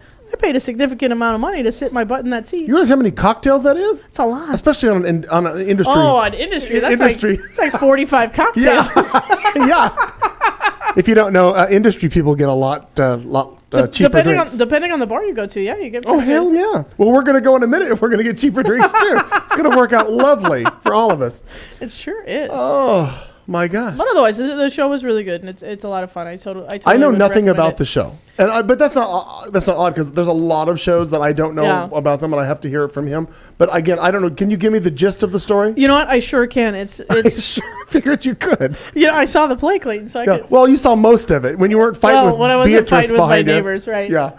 Because I'm an asshole. Right.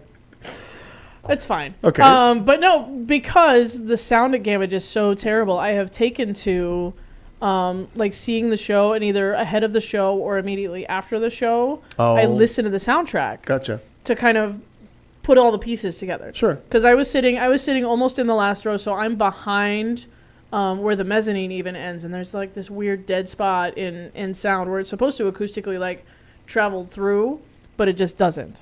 Okay. I don't know. Hopefully they fix it someday. Otherwise, I'm just going to have to buck up more money for better seats. And maybe a hearing aid. But anyway, so... Jenny, I like what you just put in the chat. Jenny says, the last time that happened to me, I said to the woman next to her, may I buy you a nice cup of shut the fuck up?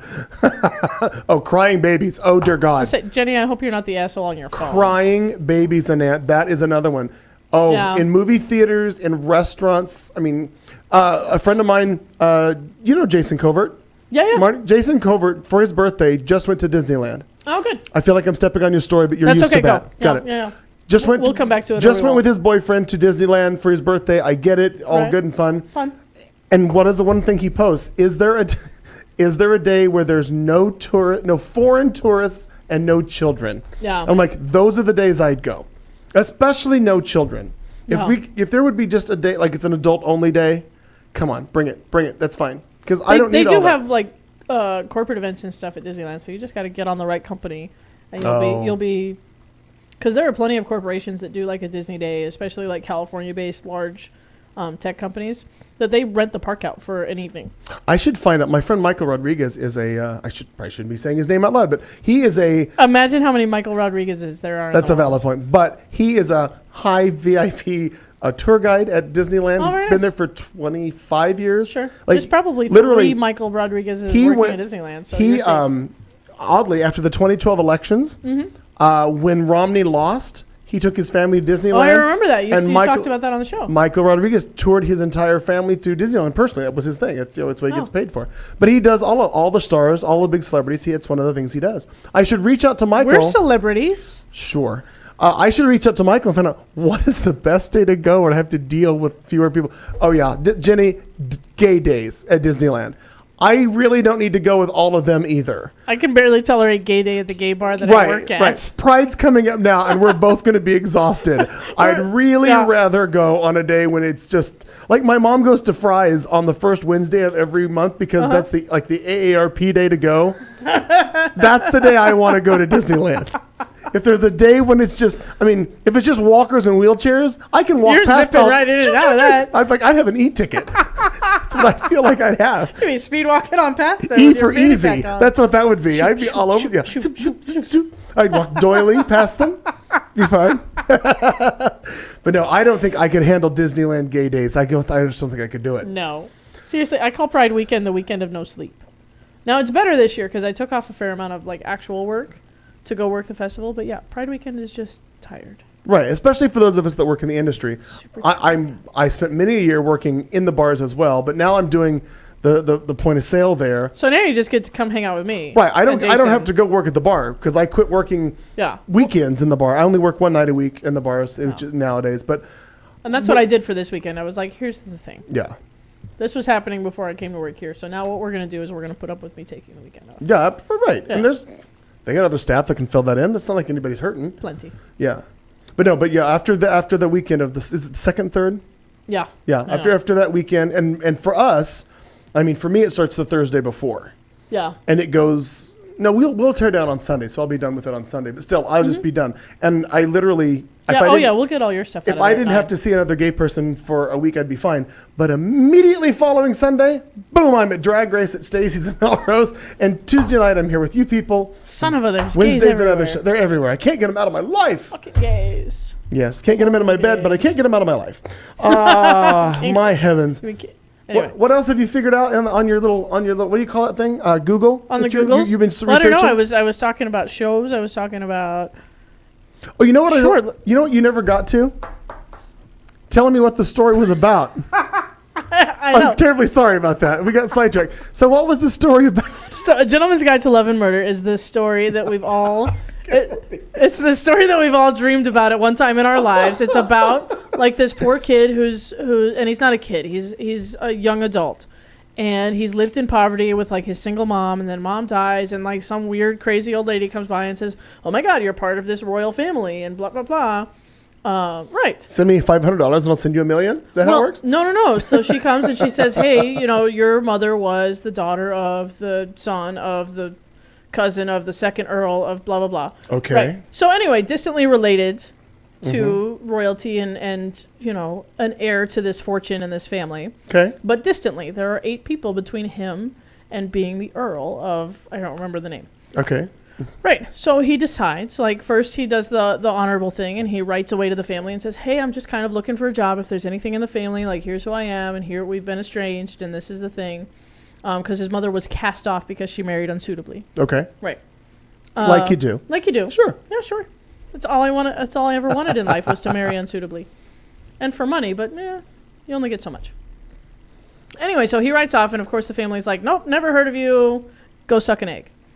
And so then, like, the plot continues, and he decides that he's just going to, like, kill everyone in his way and become the Earl.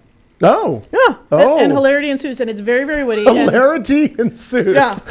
It's very witty, and it's very fun. It's a very fun story, and the entire, every murdered member of the family is played by the same person, which is the most fun of it. Okay. So the family's name is the Dysquith. So everyone, like, there's a priest, and there's an old lady, and there's a young useless guy, and and all of these characters. Well, you've read enough stories or seen enough shows about royalty. Like, there's always like the second son who doesn't mean shit. Useless. He's dumb and useless and doesn't know anything but wealth and privilege. So not of the characters in the family are played by the same actor. Okay. Yeah, so it's very, very fun. All right. And is it both men and women? Does he play both? Yeah. Oh, really? Yeah. Oh, wow. Okay. Yeah. That's an interesting challenge for an actor. It's a very fun challenge, and I wish I had better seats to be able to see it better. or less rude neighbors. Well, there's that. But no, I have terrible eyesight, and I was literally in like I do, and I was in the 25th row. Like, I'm not anywhere close. Okay. And on the side too, like not even on the center. I was in the corner of the auditorium, okay. like the very. I was one of the horrible first sound. I was one of the first people out of the auditorium when the show left because I was just that close to the door. Gotcha. Yeah, right there. But I've seen it. They did a performance on the Tony Awards 2 years ago, and so the introduction was the original actor who originated that part, and he stands there and does the character changes by peeling off costume layers. And it's very fun. So that's a very fun feature of this particular show to watch out that for is cool. if it comes to you. And then also still in theater, our local Broadway Across America season was announced last night. So exciting. Broadway Across America. Well, I know that's what they call the series that they do at Gamage with all the big Broadway shows. So Beautiful, a Carole King story is coming. Oh, really? Yes. I would love to see that. I'm sure my mom would love to see that too. Beautiful's coming. Matilda is coming, which is supposed to be amazing. A Curious Incident of the Dog in the Nighttime is coming, which I really want to see. Never heard of. Hamilton is coming as a special engagement, and season ticket holders are guaranteed their seats. So guess who's buying season tickets in May? Right, this girl. This girl right here. I've already warned Sharon. I'm like, hey, here's what I'm going to do. I'm going to spend a lot of money on theater tickets. What are season tickets going for at Gamage? I don't even know. I don't even know. Okay, you don't even care. I don't even care. Gotta hawk something. I don't care. We're gonna sell a child. I don't know. Sharon, pick your favorite because the other one's going on the auction block. Or maybe you could just hire the children out to raise money. Oh, maybe. No, get rid of them, but use them. Right. Sure, whatever. Sure. And my God, families back east did it all the time back in those, the what are they called? Not the Quakers. The Newsies? No. I'm seeing that in June. Nice segue. Thank you for that. No, I was thinking of it was always about like the families always had big families on farms and stuff because you didn't hire labor, right. You just used all your children. Right. Yeah. Indentured servitude. That's a good one. I need another drink. Speaking about Al's Cheers. phrase, we haven't heard back from Al. No texts, no messages. He said his battery was going to die. So he's frustrated. He needs a drink, and his battery's dead. He just may not show up. No, but I bet if we text him and he charges his phone and we say we're at XYZ drinking, be right there. Show up. Be right there. Well, he knows we're here drinking, so yes. I think if it were possible for him to be here, he'd be. Right, but he's probably. I bet with as many people that were in front of him, he's probably not even. He's got to be almost done. It's almost 9:00. You think? I just got an email from the Arizona Democratic Party reminding me that polls are open till 7. Swear to God, just got it. They're right on top of that, Rose. Yeah, they are. At 6:47. Wait, no. Oh, my bad. It was at 6:47. I just saw it. But still, at 6:47, they're letting people know that polls are open for another 13 minutes. That was nice of them. Wow. Good job. Well, no, you had to have been in line by 7:00. Right, so. right. Well played, sir or ma'am. Sir or ma'am, however you identify. Sir or ma'am. Oh, let's check in on the elections overall. Yeah, let's see. Let's do that. Oh, CNN looks like they've got a star next to Hillary's name. Well, I figured it was going to go that way. Yeah. But those Bernie people turned out. Oh, they did. But again, I don't know how many Bernie people. I would be curious to know, and I will probably get a stat at some point of like Al and you were both talking about how many independents showed up, not understanding that they couldn't vote. Well, and watching just my social media, I don't know how many people understand that today's vote and a lot of these primary elections are not your constitutional right. They're a process put in place by each party, right, as part of their process for how they choose their candidate. MSNBC is now saying, obviously, breaking news. It does say that both Trump and Clinton win Arizona, which is not really stunning to me. Yeah, no, and Trump looks like a lot, which is kind of stunning to me. Yeah. Oh, by the by, can we talk about that piece of shit for just a few minutes? The Donald. Trump. Did you see any of the local coverage on Saturday from the roadblock? The roadblock and all that stuff. I didn't know what you thought about it, but what my take was, I was a little disappointed in it. More frustrated from the standpoint of the more you do that, the more press he gets. If they would have just let it be without that, it wouldn't have been as big of a deal. He would have done his little thing in Fountain Hills and left town, and that would have been about it. But the roadblock really brought a huge magnifying glass again to him. More coverage, more press, more this, more that. And I just feel like if they would have just leave him alone, like you just don't talk about it. Right. And you forget about it. You try. But the problem is, specifically with Donald Trump, we are past the point of ignore it, it'll go away. Yeah, we can't ignore it. It's not going away. So, but that's not helping. I mean, I don't think it's hurting. We're past that point regardless of whether they would have roadblocked or not. Right. I just wish they wouldn't have roadblocked.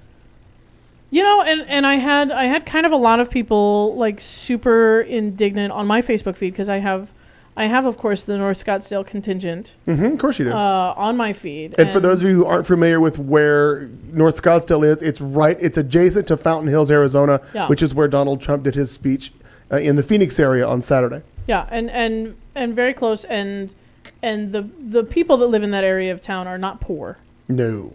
Which was another thing that I thought was quite interesting of where they chose to have the rally. Where the white people are. Where the money is. Right. Yeah, really? No, he knows his audience. For the common man, you're not going to... No. No, he is not. Funny. Yeah, even though all of the uneducated voters that he praises... Right, but when they're brown, he doesn't want anything to do with them because they will shoot the fuck out of him. The white ones are on his side. I'm not condoning violence, ladies and gentlemen, but hey, no, I know. $20 is $20. Well, and it's the Trump rallies and all of that are super frightening to me, and I was sort of relieved that they were not trying to be in the middle of his rally, and that they were trying to be disruptive in a different way, farther away. Because what's going to happen is we're going to very quickly, or we could very easily and very quickly go from some poor kid gets sucker punched to, all right, that kid got sucker punched and now this kid has a gun. You know what I mean? Like, we are inches away. Oh, you're right. We're inches away from a mass shooting at a Trump rally.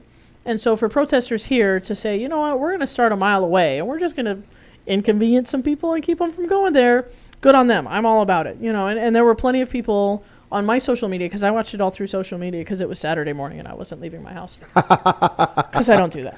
Well, of course, like you do. Right. Because I'm right in the middle of my work week and I don't go out of my way. I gotcha. But no, I thought it was different. I thought it was creative. It was, of course, inconvenient because it should be inconvenient. It's supposed to be inconvenient. Like, public protests like that are often inconvenient, and they snarl up traffic and they block up services and all of these things. Like the number of people from that area that I know that were so outraged by such white women problems. Oh, I had to close my dance studio because nobody can get to it today because those darn protesters blocked the road. Good. Close your studio for the day. Settle down. Yeah. You're gonna be fine. You're gonna be fine. You're gonna be fine. Yeah. Yeah. You know, one thing I learned by watching the aerial coverage, because all of our local news choppers were hovering all over the Fountain Hills area. Oh. I did notice one thing I didn't know, because I don't drive out in that area very often. I don't have to go that way. It's kind of pretty to drive. Oh, no, it is. No, it is. It's beautiful. And I only have a reason to go there a couple times a year. I have a client that's up towards the Payson area. Okay. And I did come back across Shea just a couple of months ago. But what I learned watching the aerial coverage, the Taco Bell there at Shea and the Beeline is closed. Oh. I learned that because in the aerial coverage they flew by and like the sign's gone and just you can see through the restaurant. I'm like, well, that's good to know. Oh, that poor Taco Bell is not in Fountain Hills. Don't count on a chalupa on your way to Fort McDowell. Or those queso. What do they call them? The new quesaritas, queso rico. I don't even know. What are queso sounds delightful. Queso lupa. That's the new one. Oh, yeah, the queso lupa. But yeah, is that the chalupa wrapped in cheese, wrapped in a tortilla? It's right, wrapped in an imaginary mind or whatever. Sounds amazing. I can't ever go to Taco Bell again though because I quit drinking Mountain Dew.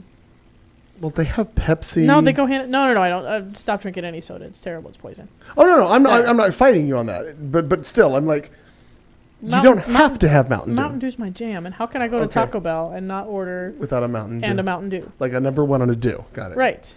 They gave me and I realize why they do it because I understand the retail business a little bit. It's all about multiples. How many multiples can you get out that fucking window? Right. And if you ever tell a drive-through that you don't want a beverage, they don't know what to do. They freak the fuck out. Well, but we're going to charge you for it anyway. I don't care. I don't want it. Do not give me the Pepsi. Do not give me the Diet Coke. I don't want any of that. I just or dear God, if you order a bottle of water, they have to get a manager's approval to change the key to do all this up to give you a bottle of water. However, they have zero problems when I go to McDonald's and I order the double quarter pounder with cheese and a large milkshake. They have no problems with that. Oh God, no. They know how to do that. No, they got buttons for that. Yeah, for $14. Wow. Right. Kidding. Right. Make one of your sons work for 2 or 3 hours to pay off your double quarter pounder with cheese for crying out loud. Thank God I don't eat like that anymore. Seriously, this is the most fast food I've had in a week. Oh, but that's damn good. That is really good. Local, if you're in Phoenix, custom.pizza. Oh no, that's just a thing. That's just. I thought that was. I'm sorry. I thought that was a website. FiredPie is the name of it. Oh, firedpie.com. FiredPie.com. Fired Pie is a lovely little pizzeria, local pizzeria, close to where Cobalt is, where Kat works. Yeah. There's and 2 weeks in a row, she's brought us pizza on Tuesday night, and tonight only you and I get to share it. But you take the rest home to those kids, or just hide it from them. Whatever you need to do. Whatever. It's really good, but it's nice to buy local. It is. And they're great. That pizza's good shit. Yeah, That's really good. I like them. Very nice. Who else is in the chat room, Annette? What are they talking about? Blah, blah, blah. Harrison. Oh, Harrison, thank you for the information you gave me. I've already taken care of it, and we'll figure out how that all works out soon. I'll update you as I can.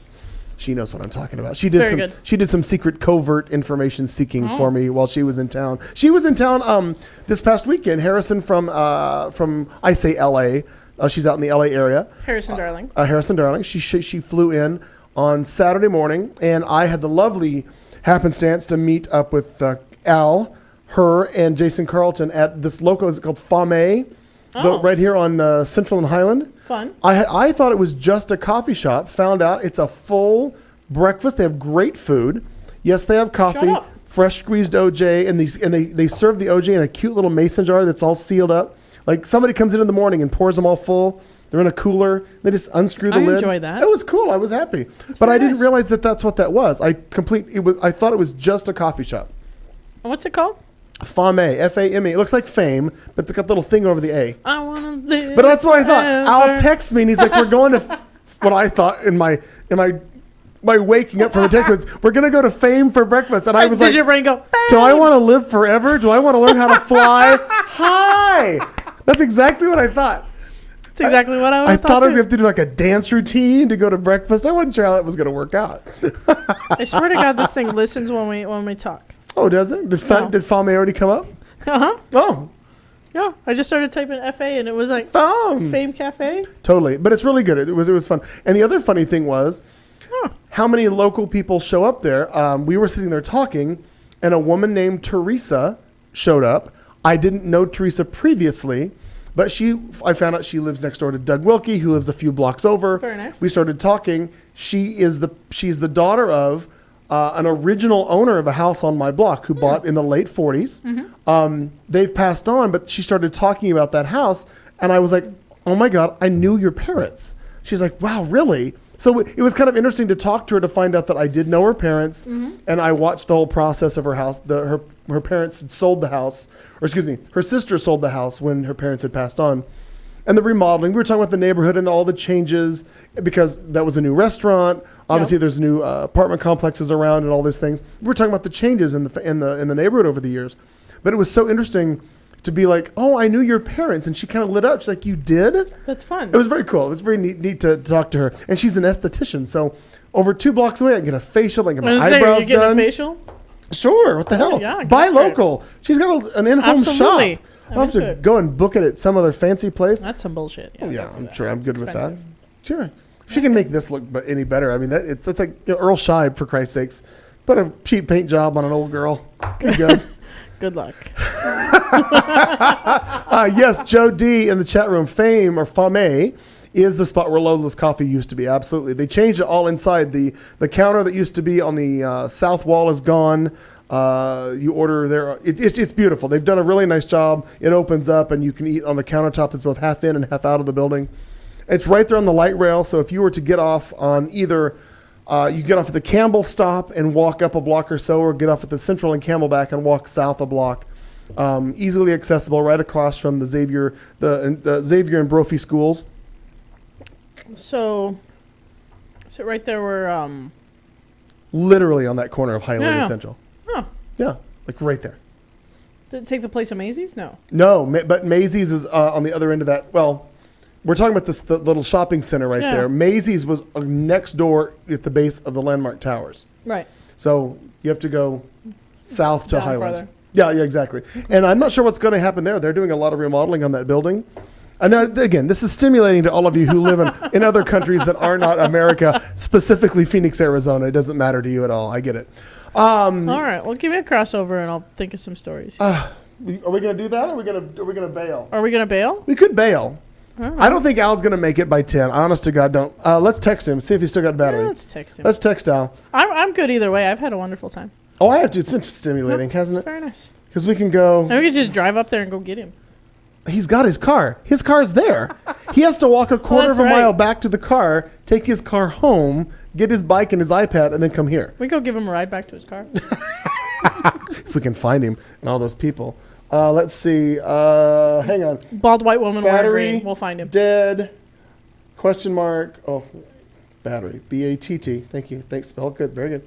Oh my God. And I sent him 2 wonderful stories that he'll probably have to talk about next week. In entertainment. I'm sure he will. I'll see. Battery dead. Oh, I should text him so I know if he got it. I bet his battery's dead. I don't think I ever realized how much he talks during the show. Oh, the whole goddamn show. Kind of a lot. Yeah. Like literally out of 3 hours, he gets about 2 hours and 40 minutes, I think. Cumulative, the three of us fill an hour. Wow. He's a talker. That's a Al lot. Perkins is a talker. I think yes, it's the plaza where Hula's is located. That is correct, Joe. I think I'm thinking we might end early. All right. And we might go see Ron Rogers at the old Stacy's, or now I don't know how much of a favorite. Ruben works tonight. Michael works tonight at the Charlie's.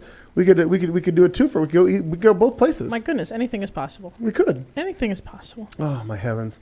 Well, if you listeners aren't too terribly upset about it, I think we're going to take an hour early off and wrap up this pig and fair point and go. All right. It's just not the same without our third wheel. Yeah. Well, and next week we'll have to talk about not only today's shenanigans, all kinds of things next week. So many things because the Alaskan Democratic Caucus, the Hawaiian Democratic Caucus, and the Washington State. Is that a caucus or a primary? 3 caucuses are happening on Saturday. On Saturday? Yeah. Oddly, when people can go vote and then have to work during the day. They caucus on the Saturdays, it seems. There are no primaries next Tuesday, so now we're... Super Tuesday 4 apparently is the end. This time it's personal. For crying out loud. Goodness gracious. Well, what an odd, fun show. It wasn't odd, just the 2 of us. Just like the 2 of us. We can make it if we try. Just the 2 of us. It's a preview of the Phoenix Gay Pride Parade. Join Kat Carlson and I. It's going to be a fun time out there. Sunday morning on the 3rd. Sunday the 3rd? That feels good. Sunday the 3rd. 3rd Avenue in Osborne here in Central Phoenix. We are doing the parade. But right now we're going to wrap up this show because that's what we're doing. It's our election night. All we could do was get through 2 hours. We could do more, but it just seems like, why bother? It seems gratuitous at this point. I agree. Well, as we wrap up tonight's show, we will leave you with this parting thought. We will see you next Tuesday!